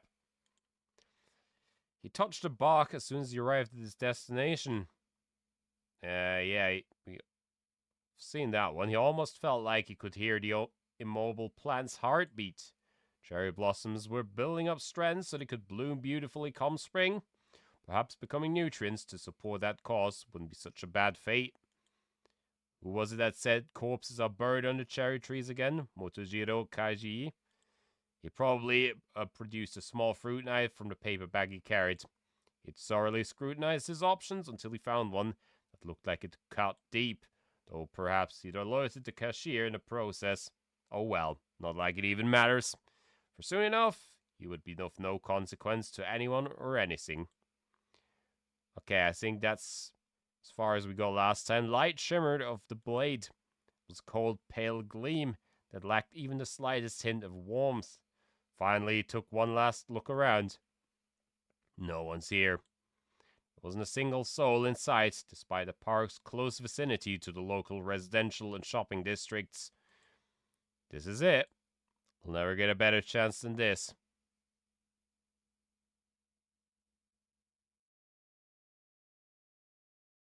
He set the knife against his wrist, slid it without even a moment's hesitation.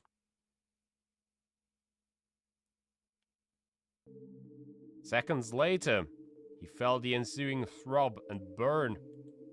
His pale skin appeared to instantly sprout a gaping maw. Blood gushed straight from the wound. Pain struck like a wave. More blood oozed out. If he so much as tensed his arm, even the slightest, a sense of numbness rushing through him. Shit. He wasn't losing enough blood. Though he tried using all his might, he only managed to slice his vein and nerves, meaning he'd have to cut again. Crimson blood rained down onto the white snow. How filthy. Needs to look more beautiful, like a flower. He shook his arm. The blood scattered. I knew it. This isn't going to work. And though he should have shed quite a lot of blood already, didn't look like at least a bit like a flower. He needed more blood. Thus he tried to make another incision when suddenly his body lurched forward. He crashed onto the snow face first. Cold assaulted him before pain could. I don't want to die in the snow. Though he was aware he should have considered that sooner, the thought floated to his mind nonetheless. He remembered his hometown, but just then, he heard someone's voice. Curious, he turned to face its source. It's you, Cuddy. The girl was hovering over him. She looked blurry and her voice sounded literal worlds away, probably because he was feeling woozy. どうして Why? Her voice was trembling. どうして死のうとす Why are る you のですか trying to die? Why, you ask? Yeah. But before he could even formulate an answer, he passed out.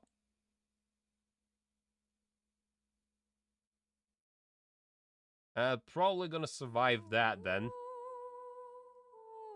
Welcome to the world of Purgatorio.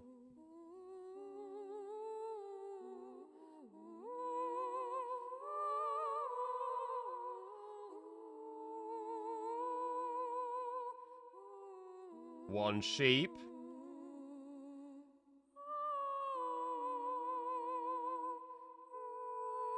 Two sheep. Okay. Trying to fall asleep or something.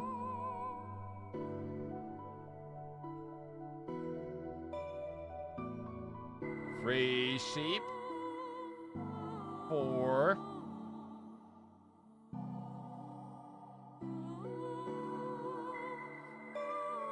It has some really nice visuals, this game, I will say that.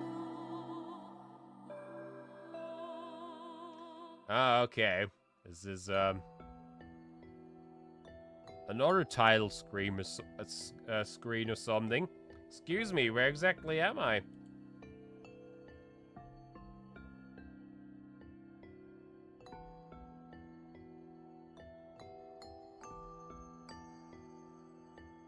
Alright, yeah.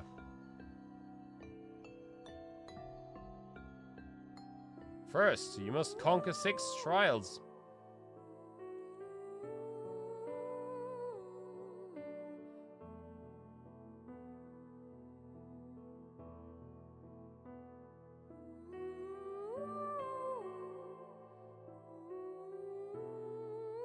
What are these trials we're talking about? The sheep man guided the wooden girl. Yeah, they're always, they're very big into their, stories within the story. Plus, you know, metaphors and all that kind of stuff. Please, choose whichever you desire.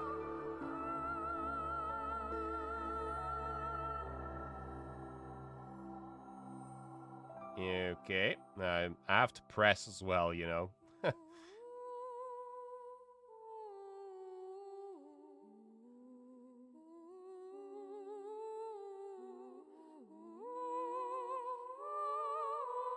And sometimes they'll just leave you wondering what the heck's even going on. Wish you know peace, everlasting, but usually everything gets tied together at the end.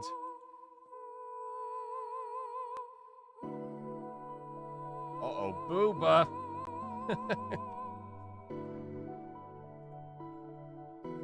Don't know if that was so bad, but just in case, right? Farewell. Okay. I guess we're okay. That blindsided me there. I didn't see that coming.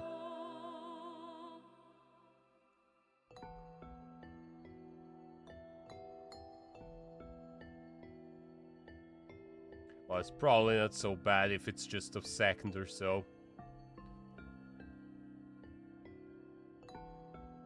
Abandon all hope, ye who enter here.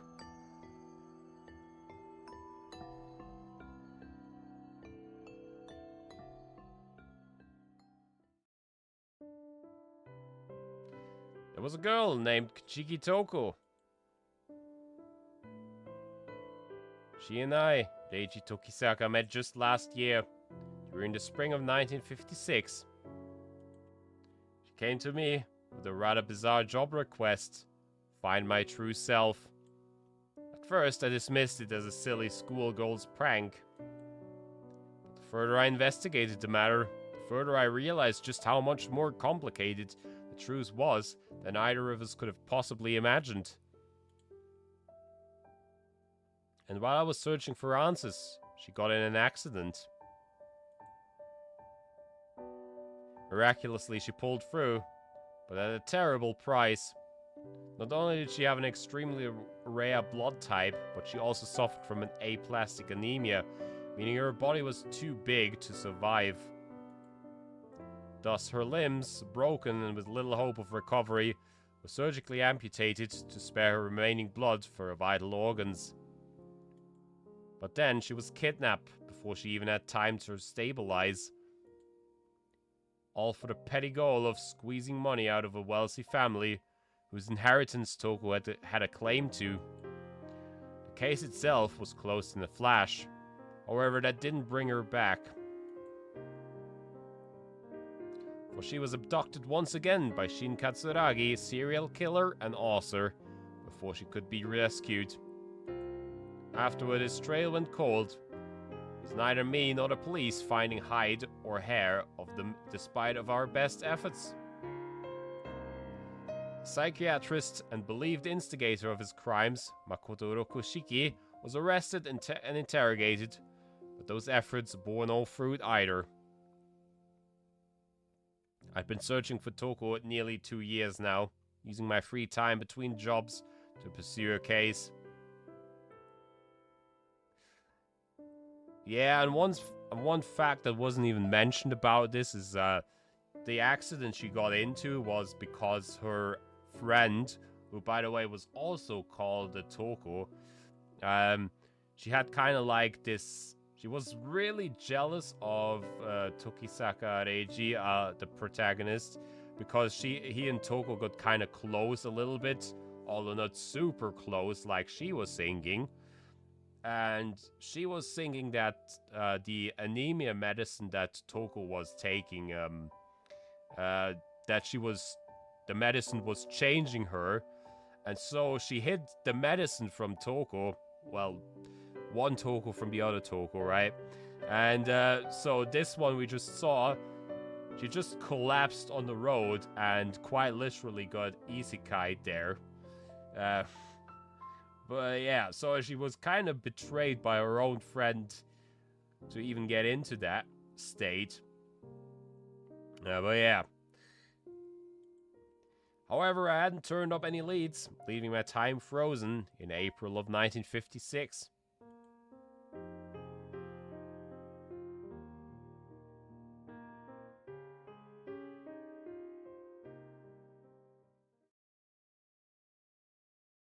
Alright. Cornus 1 Pride.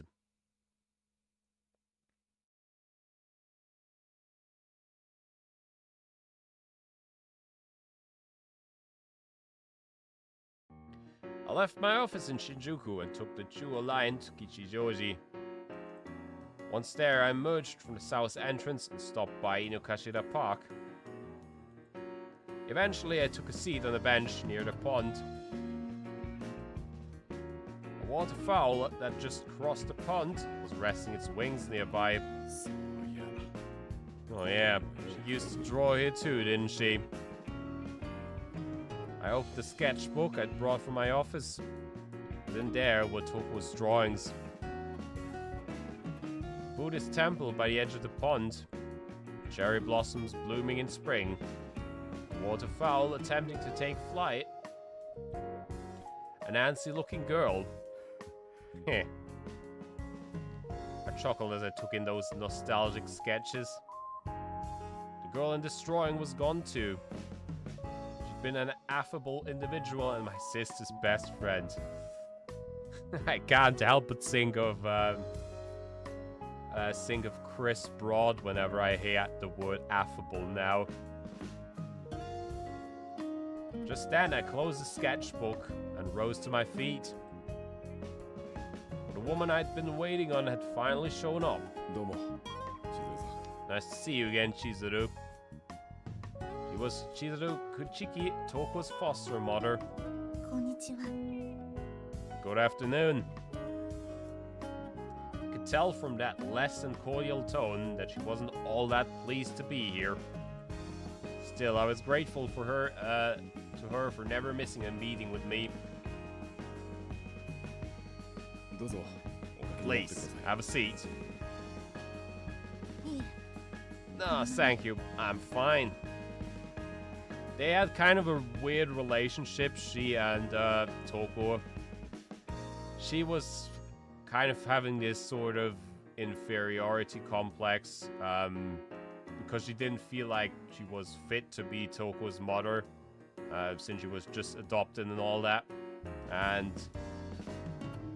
yeah, it was hinted at a little bit that she and her brother also had this incest thing kind of going on.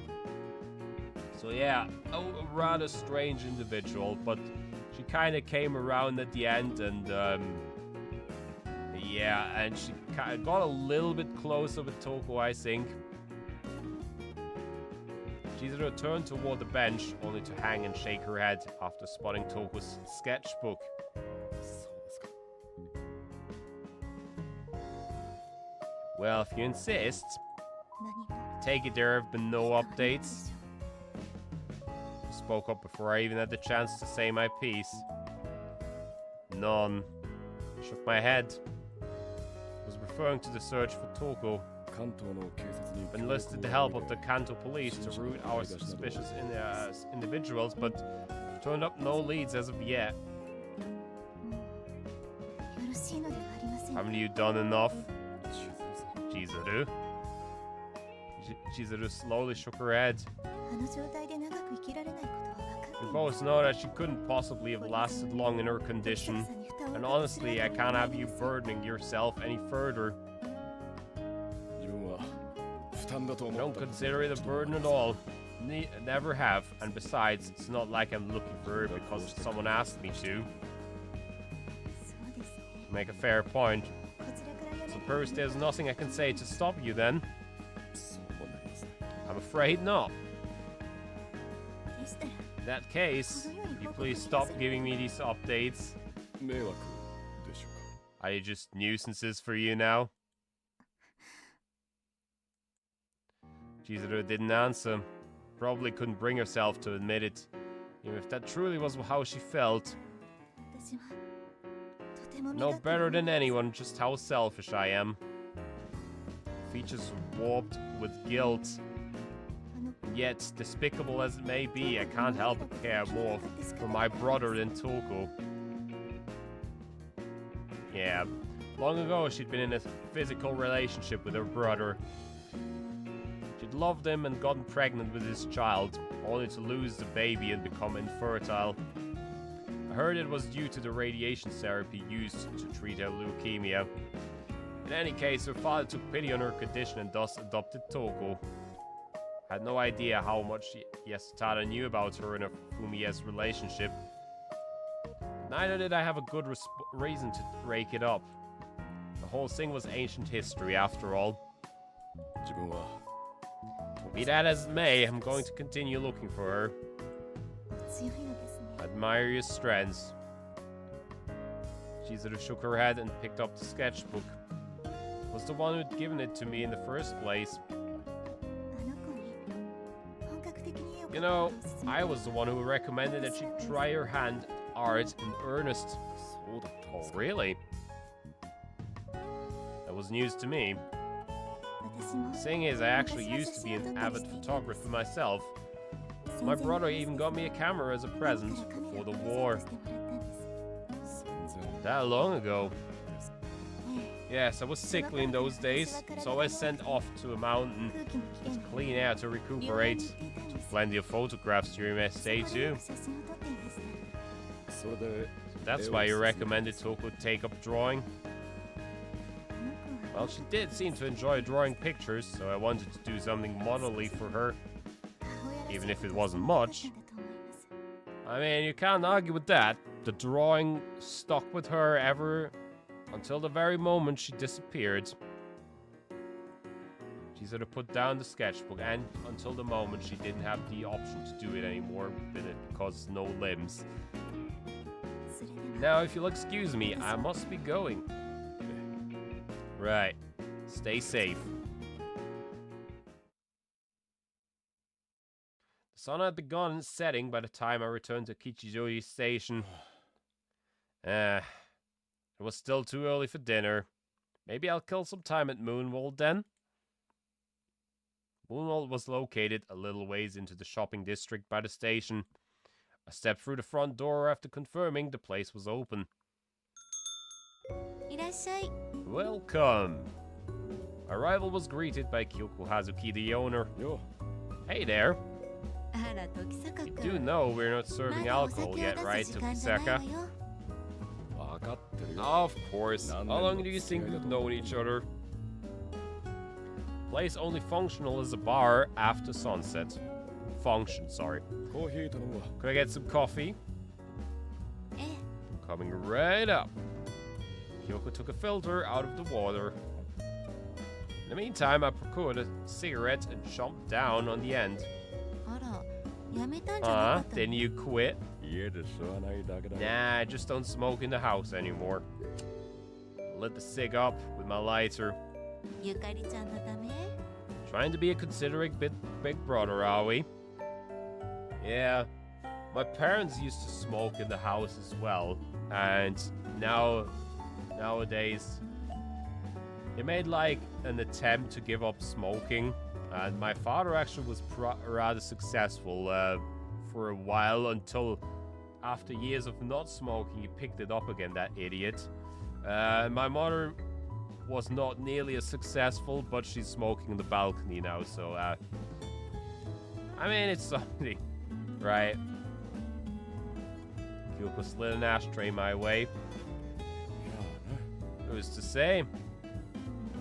Spew those words out alongside some smoke. 私の前では Say, 構わな I い don't merit the same courtesy, though. なんだそりゃ。 Insinuating something? I pinched a cigarette between my fingers and flipped it around. 吸うか Want a drag? いらないわよ No, thank you. だろ。 Yeah, figured. Kyoko served me a steaming cup of joe. I stubbed out my cigarette in the ashtray. Next, I took a sip of the coffee. It was warm, bitter, and had a subtle fragrance to it. 今日は客が少ないのか。 Not much of a crowd today. The two of us were the only ones in Moonworld. Odd, considering this was the time of day I'd expect to see people coming around for a pick-me-up. いつものことよ Just business as usual. Works out nice for me anyway. Since I'm back to running the place all by myself again. Hired a daughter of a mutual acquaintance last year. The girl had since moved on. それにお得意さん Besides, も I've い got る a しね regular too. Yeah, she was, her name was, Hatsune, and she was also a part of the, what's it called? The prequel to these, games, Katagara. She was used to work in a brothel, although not as a woman giving service, just as a servant or something. Yeah. Yeah, besides, I've got a regular too. Way to pressure a guy. Wasn't like I spent much cash on this joint. ちなみに言うと Oh, just so you know, I'm not 時坂 talking 君のこと about じゃない you. わよ なんだそり The ゃ。 hell? No, I just felt stupid. 私が焙煎したコーヒー豆が好き Got な a お客 regular さん who がい loves る my ね roasted coffee beans. In 今日もほら fact, そ she's こにある stopping で by しょ today, see? Kyoko pointed to what resembled a giant bag of flour. これから取りに来る We're のよ swinging by later to pick 小金井 those の up. 保育所で Apparently 働い she ている works ら at し a くて nursery in 私と Kogane. 年も近いから仲良くな We're ったの around よ the same age, so we've become good friends. Oh. Yeah, I never had asthma, so it was just the pain in the butt for me. It wasn't actually something that you know, was even more detrimental to my health than than it already was. 仕事帰りに取り Should に drop in on the way back from work. さあ Not quite sure, but probably. そうじゃないかしら。 だとしても少し遅く Then isn't she a little late? I 保 thought 育士なんて nursery is せいぜい closed 夕方 before 前には evening. 終わってるだろう。 そうで Not もないみ always. たいよ。 From what she tells me, apparently many of the children's parents aren't done working until late, and she still has plenty to take care of after they all go home. 俺には無理だな。 Man, I could never work こ with の後の kids. 仕事は You already did, though. あら。 Oh, but you played the part of a teacher just fine, didn't you? Yeah. あくまで役だよ。 Played being the operative word. Besides, they weren't kids. 子供なんか They were full-fledged adults, more obedient than a military platoon. I taught students for an extremely brief period as a cover. いい子ばかりだったもん。 Still, they were all good kids, weren't they? Kyoko nodded solemnly to herself. Yeah. Suddenly the door opened. こんにちは。 Hey, いらっしゃい、冬美さん。 why hello there, Fuyumi. It's the mother of Yukiko. Kyoko greeted the newcomer with a smile.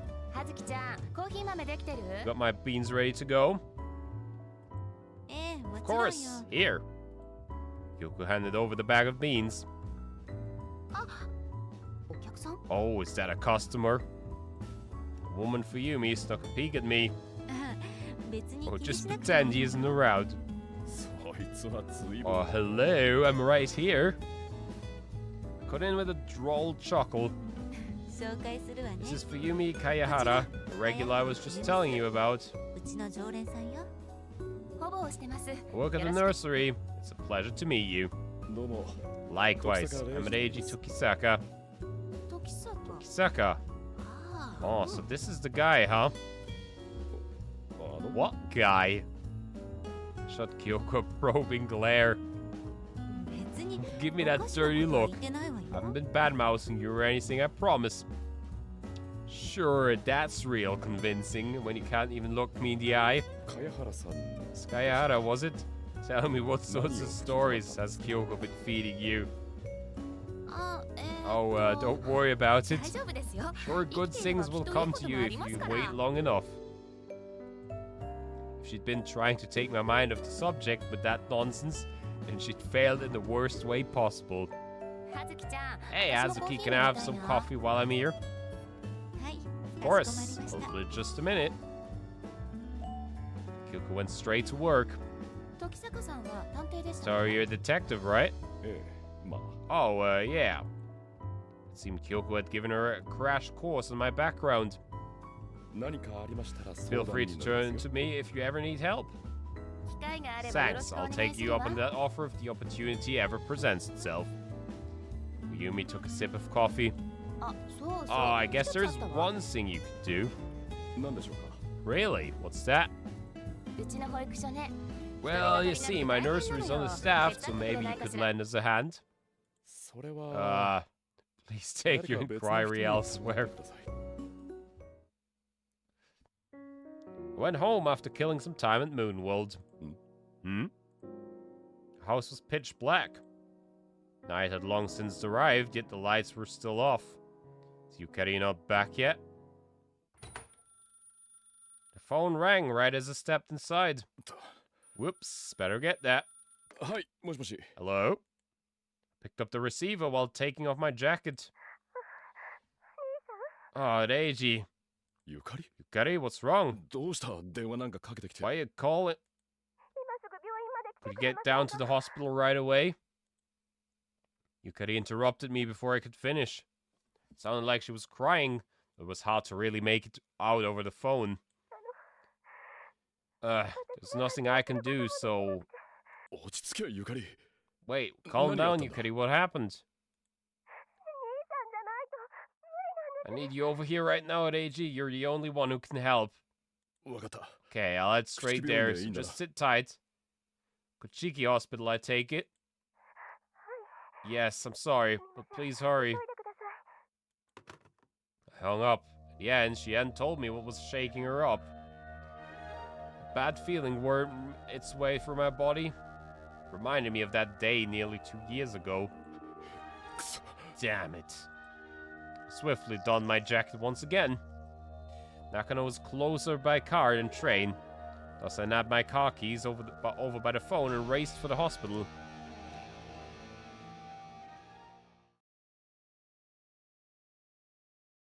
Right, let's see. Where this... Oh, that's a change of scenery, whatever that is. Wham! Wham! Okay.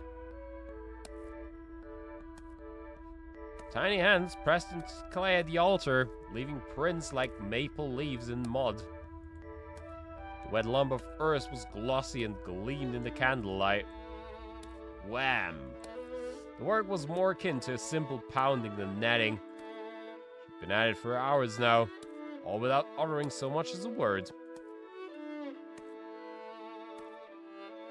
6 identical altars stood around her. All 7 were consecrated with identical clods. A closer inspection revealed white lumps speckling the clay. An observer would quickly realize they were bones. The soil had been amassed from 7 graveyards across the settlement. It had been custom since ages past. He smoothed the surface of the clay in order to hide the pieces of bone. Wham! A new stand was prepared for her once her task was done. Small hands scooped up the clay from the 7 altars and set it atop the new altar. Afterwards, she soaked the pile of earth with some water from a ladle, then began netting once more. She mixed the soil and continued until it was firm enough. Candles flickered. Though the snow wasn't blowing in, the winter breeze was still cold. Her tiny fingertips grew red and cold, turning number by the second. But even so, she couldn't afford to stop. After all, she knew exactly how important this ritual was. The clay absorbed the water and became nice and firm. She then took the earth into her hands and rolled it into a ball, all the while molding the shape she had been taught. Created a neck and head before lengthening its limbs. Next, she etched grooves on using her fingernails, sculpting a face. The end result was a rudimentary clay doll that loosely resembled a human. However, she'd been informed that this was, in fact, the shape of a human resting in its mother's womb. She set it atop the remaining soil on the altar, created a piece of paper out of her kimono, and held it in her mouth. Afterwards, she grabbed a dirk and unsheathed it. This was an important step for completing the clay doll. Remembering that, she gently set the cold steel against her wrist. The tip of the blade pricked her soft skin. Though she'd been told there would be no pain, she was still scared of hurting herself, so her hands trembled all the while. She took a deep breath, but then, after closing her eyes and quelling her racing heart, she gingerly dragged the knife. Ultimately, she felt practically nothing. A thin crimson line trickling down her wrist greeted her as she opened her eyes. Tiny red globs surfaced and popped. Blood was flowing out of her. She clenched her fist and offered her arm to the clay doll. Blood dribbled onto the freshly crafted fetus's mouth. The scarlet drops seeped into its lips like a baby drinking milk. The trail trickled down from its head to its torso. That lump of clay soaked up each and every splatter of, as if absorbing them into its body. Tea time. Yeah. The rudimentary infant doll sucked up the blood, turning its body black. She took the paper out of her mouth and used it to clean the dirt before sheathing the sharp instrument. Once that was done, she wrapped the cloth around her wrist to stem the bleeding. A small 21 by 21 centimeter Polonian box sat next to the altar. I never heard that word before, to be honest. It was just the right size to house the infant clay doll. She carefully settled it into the box so as not to break it. With that settled, she closed the lid. Moments later, she rose to her feet, her work done. However, she lurched and stumbled a few steps. Fortunately, she managed to maintain her balance, reverently cradling the box all the while. She ventured outside. There, she slowly set foot on the earth without any footwear. A combination of snow and the night breeze chilled her to the very core. Wear some shoes, woman. White breaths escaped her lips as she plodded down the road to the shrine. The stone path had been thoroughly cleaned down to the tiniest speck of snow. However, the ground was still cold as ice. Her gait was slow and deliberate, so she would not trip. Candles served as a guide forward. Up ahead was an area demarcated by sacred branches of a sacred tree, meant as offerings to the god. One of the stones in her midst had been removed. She bowed and kneeled before it. A gaping hole had been dug beneath the missing stone. The altars from before were lying there. She held the box aloft and bowed her head before setting it into the hole. After offering her prayer, she scooped dirt off the altars and poured it around the box. Her work was thorough so as not to leave any gaps. She filled the hole using all the dirt from the altars. Eventually the job was finished, the box completely submerged under the dirt. Two adults bordering her lifted the missing flat tile of stone and lowered it. The stone was returned precisely to its rightful place, and after prostrating herself before it, she rose to her feet. She suffered no vertigo this time. She bowed twice, clapped twice, and bowed one more time as per worshipping tradition before turning around. Well, the oracle slowly passed between the adults, flanking her, and disappeared amidst the dancing flecks of snow. The tale now turns to a story from before the war. Oh yeah, this is this. This is another very long introduction sequence. So yeah. But this is interesting, so it's worth following all that, even if it seems unrelated at first to the main plot. The setting was a snowy settlement in the mountains. Alright, sounds good. Have fun, and thank you for stopping by.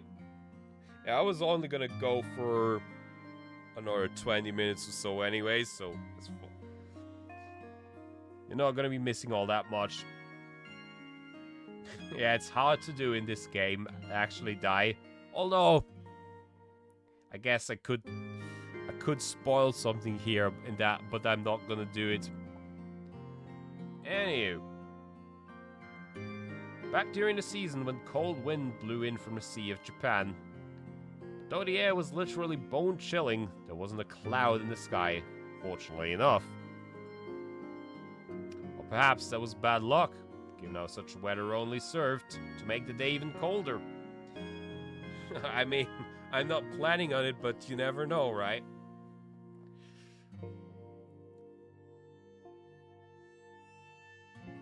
Naori Kuroya ruminated over that quandary as he made his way home. A settlement known as Hitogata was located in the mountain range that made up the border between the prefectures of Toyama and Gifu. The residents eked out a meager living through agriculture and sericulture. Snow soaked it into his shoes even when he passed through Maehina, the most traveled part of the settlement. Though that said, no cars ever came through Hitogata, so residents only ever removed as much snow as necessary for their own daily activities. Naori literally followed in his friend's footsteps. As the oldest of the group, he was responsible for watching over them. Slow down or you'll slip into a ditch, Ihito. The irrigation ditches that carried water to the paddy fields were currently buried under heaps of snow. An old man living in Hidarihina had fallen into the one just a day ago and had to be brought to the Kuroya clinic, which also served as Naori's home. 心配しなくても大丈夫だよ。 I'll be fine. Now, no need to worry. The boy marching ahead that he'd called Rihito Ayato Hinagami turned around and faced him. お前はこの前雪下ろし It's して rich る coming 時 from に the guy 屋 who 根から fell 落 off ち his たばかりだろ roof trying to clear the snow just the other day. あれはナオちゃんが下から雪玉 No ぶつけ thanks た to からだ certain ろ someone throwing a snowball at me, of course. 呼んでもお前が気づかな Your かった fault か for ら not だよ hearing me shout your name a million times. Naori raised his leg and kicked a huge wave of snow at Ayato like a soccer player trying to score from over halfway across the field. うわ Ayato leapt out of the way of the incoming rush of snow. That only encouraged Naori to chase after him. ちょっと Seriously. Someone grabbed his sleeve before he could. Looked behind him, revealing it to be a girl covered in snow, shooting him a very dirty glare. 悪い Whoops, sorry, young mistress. The girl was Yu Futami, granddaughter and future successor to the owner of the Futami Inn. Though she merely helped around at the inn for the time being due to her age, her mature personality and manner of speech already granted her the dignity she needed to play the part. 雪をかけるんだったら At least have the リヒトだけ courtesy にして to よ only ね hit Rihito. おひなやグリ Leave コには Ohina や and めて Guriko out of this. 僕だけだったらいいのか Hold on, so I'm fair game? リヒトだったら避け Oh, ら I れるでし just, ょ I trust you can dodge whatever now dishes out. まるでおひなや So グリコ what, が are you どん saying さいみたい Ohina に and 聞こえる Guriko ね are total slow coaches? Ohina referred to Karen. I had to twin sister. Real Karen, huh? And the other one. 私は別に運動音痴じゃないわ Hey, my reflexes are perfectly fine, thank you very much. Was Meguri Takamiya or Guriko to her friends? グリコは一粒300 Guriko will be 走れ fine. るから She 大 can 丈 run 夫よ 300 meters without stopping. 走らないわよ No, I 靴が汚れ can't. ちゃうもの Mess up my shoes. 雪をかぶると Well, getting 服だけ snow all 濡 over れちゃ your うものね clothes would be even worse, yeah? Oh, wait. The two fashion-conscious friends nodded at each other. カレン Karen! I have to pronounce Karen right. 何兄様 What is it? Snowball welted Karen. もう Ayato, you're gonna get it now. Karen hunched down and rolled a snowball as her cheeks inflated with indignation. However, Ayato simply seized that chance to flee. I suppose I can always count on them to bring the energy. You heaved an exasperated sigh of white steam next to Naori. Okay. The settlement's police station is located in an area called Maehina, which was the entrance to Hitogata. It was the one and only station of its kind in the settlement. However, the building was tiny and only housed a single officer, Shinobu Takayama, a Hitogata local himself. Though the country was in the midst of the Second Sino-Japanese War, this mountain was generally relaxed due to the absence of military police and nearby military facilities in the area. No real crimes had occurred since Takayama had returned to the settlement as a policeman. The most excitement he ever got was stuff like breaking up escalating fights between senior citizens that ended in one of them swinging a knife around, or settling farmers' border disputes. The grand majority of his work consisted of patrolling the settlement and upholding order. Well, that sounds very exciting. Today was chilly, however, which was why he parked himself in the front of the station's wood stove, since that morning and it kept watch to ensure the building didn't burst into flames. 寒いな Freezing my nuts off in here. Takayama bleated as he hovered his hands above the stove, rubbed them together from time to time. Steam was rising from the dented kettle atop the stove. He would have loved to heat some sake and have a shot to warm himself from the inside out. Fortunately, it was on the clock and all, so he resisted the urge. Instead, he poured hot water into a teapot and brewed some tea. Damn, that's smarts. But ironically, the cup was now too hot for his freezing hands. He pinched his earlobes to cool his scorching fingers. Yeah. Afterward, he took a sip of the scalding tea. Peace and quiet, not to mention boredom. Takayama played around with an orange gifted to him by an old lady in the neighborhood. He knew he could always go on patrol for a change in pace, but that sounded like far too much of a hassle. He didn't want to break a sweat again after all the assistance he'd provided over the last few days in the way of sweeping snow, if he could help it. Shoveling the snow on the stone stairs to Shikusa Shrine in Atohina had been particularly grueling. Still, just having Saya, the chief priest's daughter, thank him had been all the reward he'd needed. Suddenly, the door opened. I'm freezing.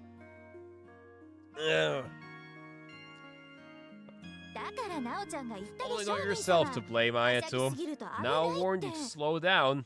A group of students, led by a boy covered in snow, Ayato, filed into the station. What the? Hey, you kids can't. Nice to see you. Oh, thanks, you too. Wait, don't change the subject. Good afternoon. Students had crowded the already cramped station before Takayama even had time to stop them. Growing icicles on your chin again today, Mr. Takayama. You kids, I swear, you think this is a playground? Takayama grumbled and tried to sit back down, only to realize his chair had been stolen. And so he reluctantly leaned against the wall instead. His basket of oranges had emptied in a flash. Can't you kids mingle at the branch office instead? It's literally next door. We tried, but the old man Saizo kept making a fuss. Ayato didn't sound the least bit ashamed. Yeah, sounds about right. Guy loved raising hell even back when I was a brat. That's cause Mr. Cookie and old mistress have the clout to get away with it. You say that, but Ohina's family stands far above my grandmother. The Hinagamis are on an entirely different level. Takayama glanced at the two scions of the Hinagami family, Ayato and Karen. The Hinagamis were the clan that had ruled this region, Hitogata village, since ages past. And over the last few decades, they'd expanded their influence to a startling degree. While their authority would normally have waned with time, they had stayed as mere leaders of a rural settlement in the middle of nowhere that recently established a pharmaceutical company that brought prosperity to the village. Takayama himself, raised by his deceased parents, to show the Hinagami's respect. Hey, Karen, don't you think this orange is way too huge? Huh? No, not really. Why, want to trade? It would seem their inheritors hadn't the slightest idea just how much weight their family name held. By the way, now, when are you gonna take us to that secret base you mentioned? Ixnay on the Ekretse Ace Bay Dolt. Okay, yeah. Secret and all that. Huh? It's just about a secret base. Now he has countenance contorted bashfully. Well, the thing is, I made a secret hiding spot in the mountains. Oh well, I can see why. Boys your age love to do stuff like that. Takayama was no different, having modified his family shed to build a private space for himself as a kid. Though his father had yelled his ear off once the truth came out naturally. Just don't use it for anything dangerous. Don't worry, my father will kill me if I do. Oh yes, Father Yuzuru had originally been a member of the Hinagami family before marrying into the Kuroya family. In other words, the Kuroya name also held a lot of water in the area. Not like I could ever see you kids trying to cause some serious trouble anyway. Flattered to hear it. Oh yes, smiled. Especially because he'd get conscripted the moment he got kicked out of this village, seeing how he could be at war with the West any day now. Takayama tried slipping in a little warning. No one with a criminal record can be recruited. The IGA wouldn't dare permit such a mod being slugged in its name. However, Naori deflected it with finesse. I know that, I just don't want ruffians like that sullying the villages. Besides, I've heard that no one's actually been conscripted from here despite all the physicals we take. Hey, watch your mouth. Oh, really? Takayama tried to bury the subject right then and there, but I had to urge Naori to continue before he could. At least from what I've heard, could be wrong for all I know. But Naori's response was ambiguous, as though he'd realized what Takayama had been getting at. Anyway, just focus on your studies and you'll both be fine. Nothing to worry about on that front, I guarantee it. Naori scanned the rest of his friends. So you're really gonna be studying to be a doctor, huh? Not like I've got much of a choice, being the heir to the family and all. Naori shrugged and took an orange. I'd best be getting home. Off to study. I could always just do that here instead, you know. You stood in front of the stove and opened one of her textbooks. I work better in my own room. Can see the logic in that. Ohina, Guriko, let's head home. You interrupted the two girls chatting away like there was no tomorrow. Already? You can discuss fashion whenever you want, right? Well, yeah, but aren't you interested? Not particularly, no. I hardly see the point of dressing up out here in the countryside. You just got a point, I suppose. Your pool of candidates to get together with is rather limited, I suppose. Well, what else are we supposed to do for fun? Karen nodded approvingly. Come on, I can fill you in on all of Tokyo's latest trends. My father brings fashion magazines back from his business trips. I'd much prefer a literary magazine. So are you kids going, or...? Takayama exasperatedly gestured toward the door. Yeah, we're leaving. Come on, Karen, hurry up. I know. Students headed for the door one by one. See you next time, Mr. Takayama. Don't come back unless you have an actual problem, got it? Doubt you'll be getting any visits along those lines. Nothing ever happens around here. Fine by me, I'd rather be bored than working. Now get yourselves home already, you lot. Takayama finally reclaimed his spot in front of the stove, now that he'd shooed the students out. Fortunately, all his oranges were gone. Well, tough shit, I guess. The girl wandered the snowy streets, all by her lonesome. Occasionally, she'd stop and take a look around. It was a building with a sign that read Hitokata Branch Office, neighboring a police station. However, the girl was hesitant to approach either location. It wasn't like she'd done anything wrong. She was just young and scared of stepping into a place where hordes of adults got together.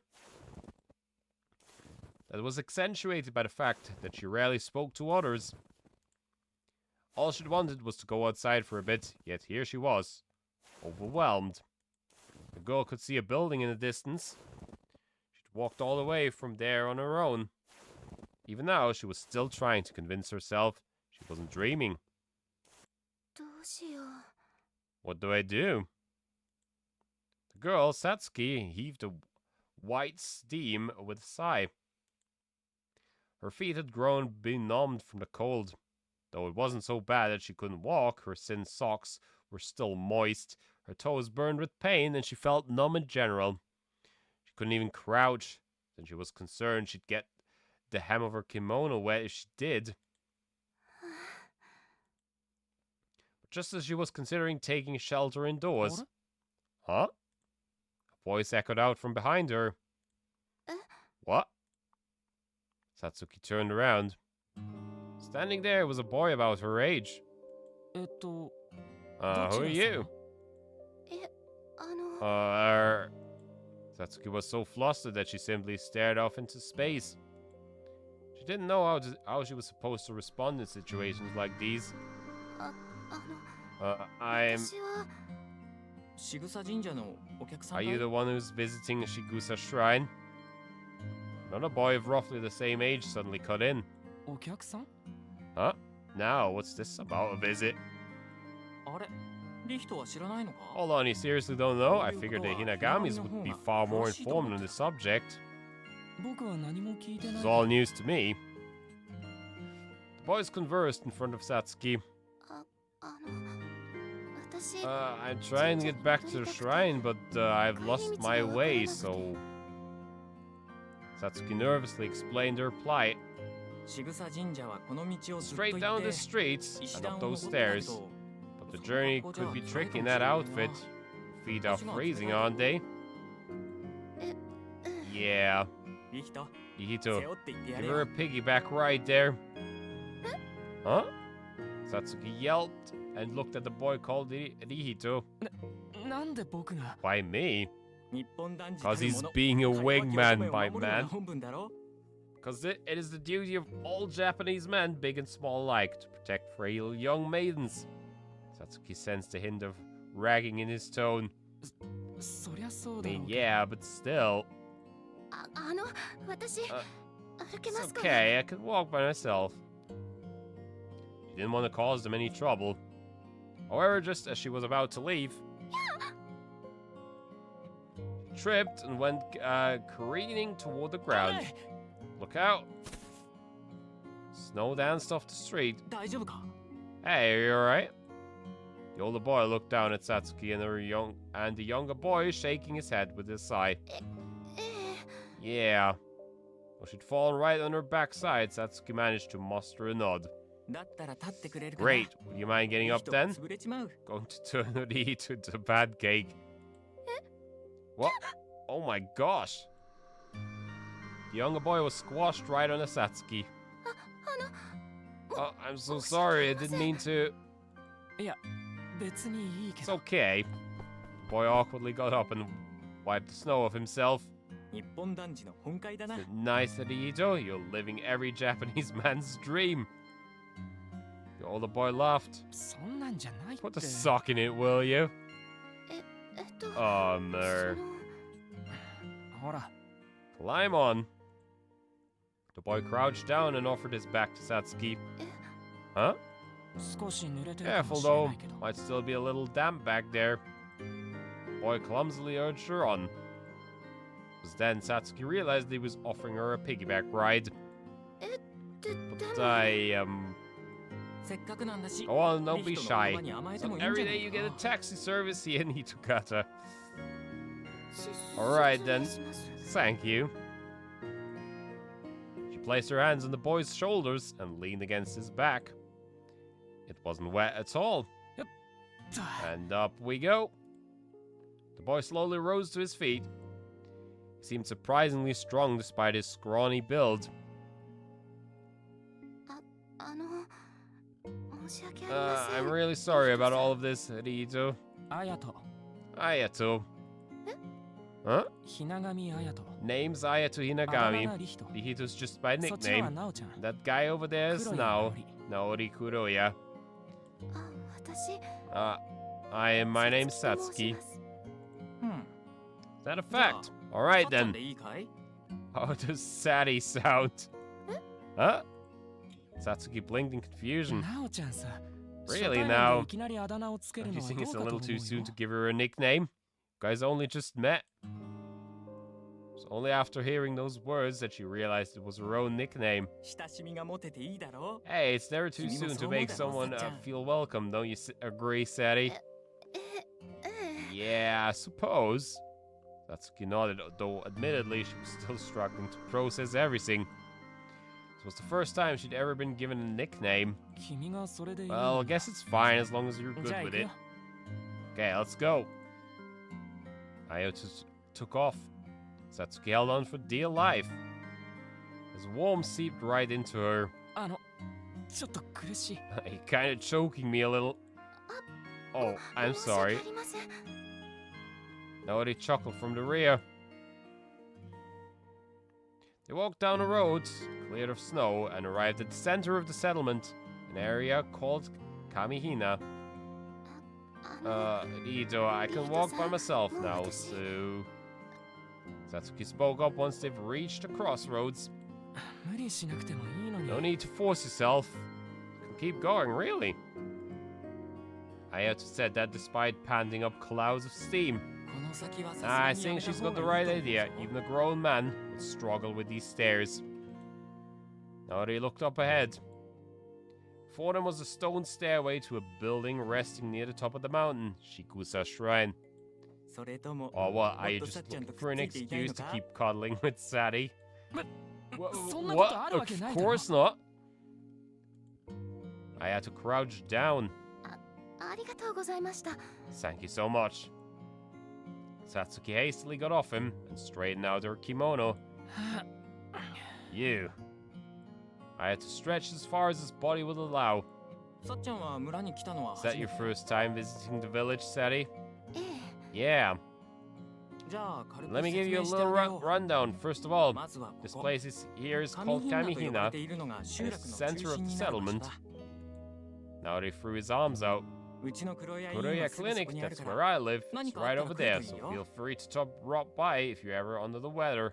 うちは上品なでも I 少 live し in 離れてて Hidarihina myself. 左品なの It's a 方に little あるよ further from here. Oh, whoops. Hidarihina.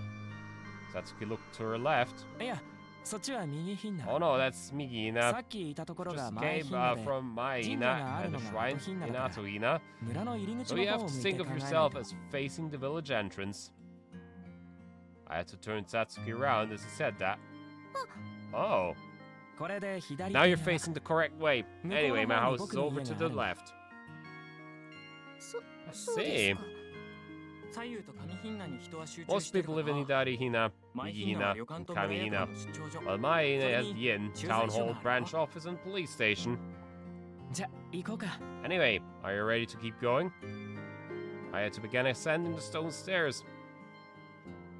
It was a steep slope, so the snow had been thoroughly cleared of the stairway, leaving little to none behind.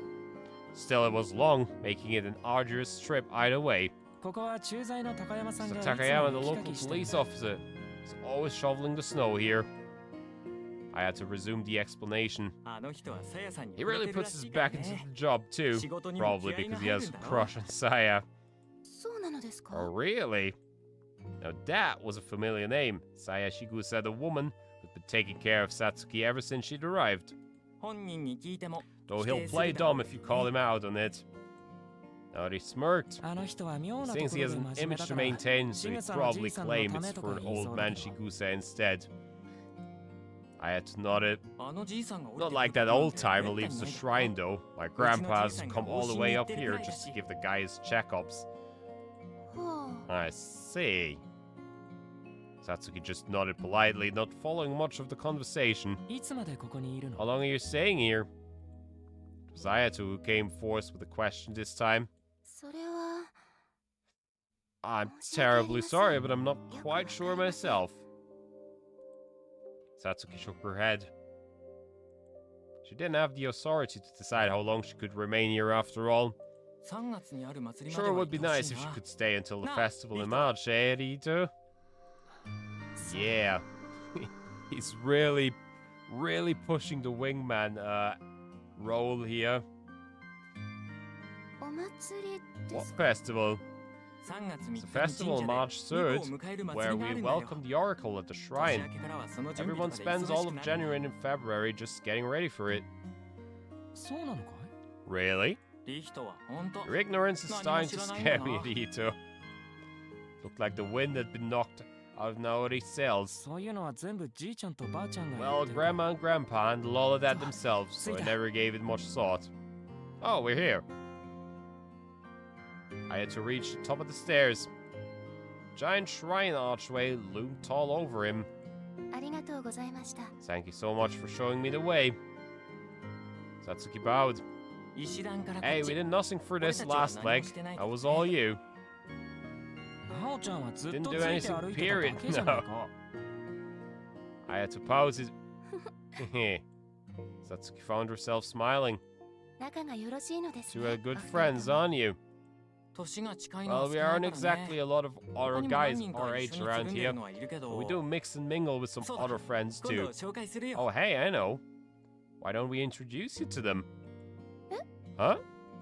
口やかま Some し of いの them も are いるし gossiping hens. 女の子は I'm 女 sure の you'd 子 feel 同士で much 仲良 more くなった方がい at いと home 思う having し some ね female friends you could talk to.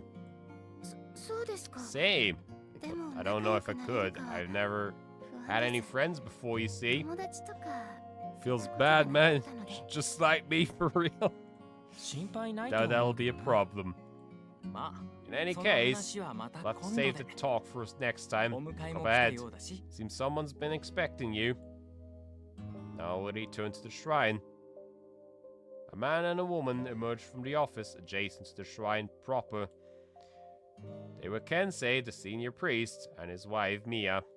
こんにちはケンセイさん Kensei Mia, 皆さん pleasure to see you both. Now they greeted them right off the bat, with Ayato quickly following suit. さつきさんを連れてきて You くれ bring たのかい Satsuki with you? はい。 Yes. 申し訳ありません。勝 I'm 手に sorry, 出てしまって I didn't tell anyone I was going on a walk. Satsuki hung her head like a scolded dog.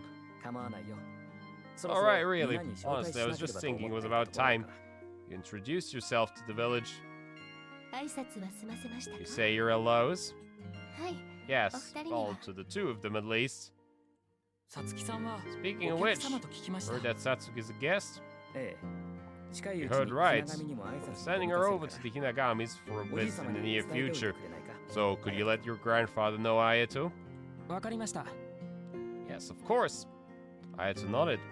さつきさん、 Satsuki, さやが待っていますよ。 Saya's waiting for you. はい。 Alright. Satsuki nodded before facing the boys once more. いろいろとご迷惑をおかけしてしまい Terribly sorry for all the 申し訳 trouble あり I've ませんでした caused. She bowed deeply. いや、 Oh no, no 別に trouble at all, really. また今度 Come mingle with us the 遊ぼうな next chance you get. The boys went back down the stairs. さて Now then. Kensei turned to Mia. 赤切れにな Could る you といけない draw から a foot past 足を Mia? 用意してくれないかな Won't 皆 do さん her any good to have chapped feet now. すでに準備 Already はできてい have. ますよ。 Right this way, Satsuki. 申し訳ありません。 So sorry for the inconvenience. Alright. I feel like this is probably a good place to stop for today. There's still, as I said earlier, there's a lot to that it's still gonna happen in this Hitogata chapter. So we can pick off right there tomorrow. And hopefully tomorrow with less frame drops, because my god was that annoying today. I don't know. I feel like that must have been on Twitch's end, because I don't usually have that much issues with my connection. But yeah, be that as it may, if you stuck around despite all that, I very much appreciate it. I will send you over to the Boomer, who is, well, not playing anything yet, but probably something good coming up. So yeah, thank you very much again for stopping by. And until next time, have a good one and take it easy. Bye bye.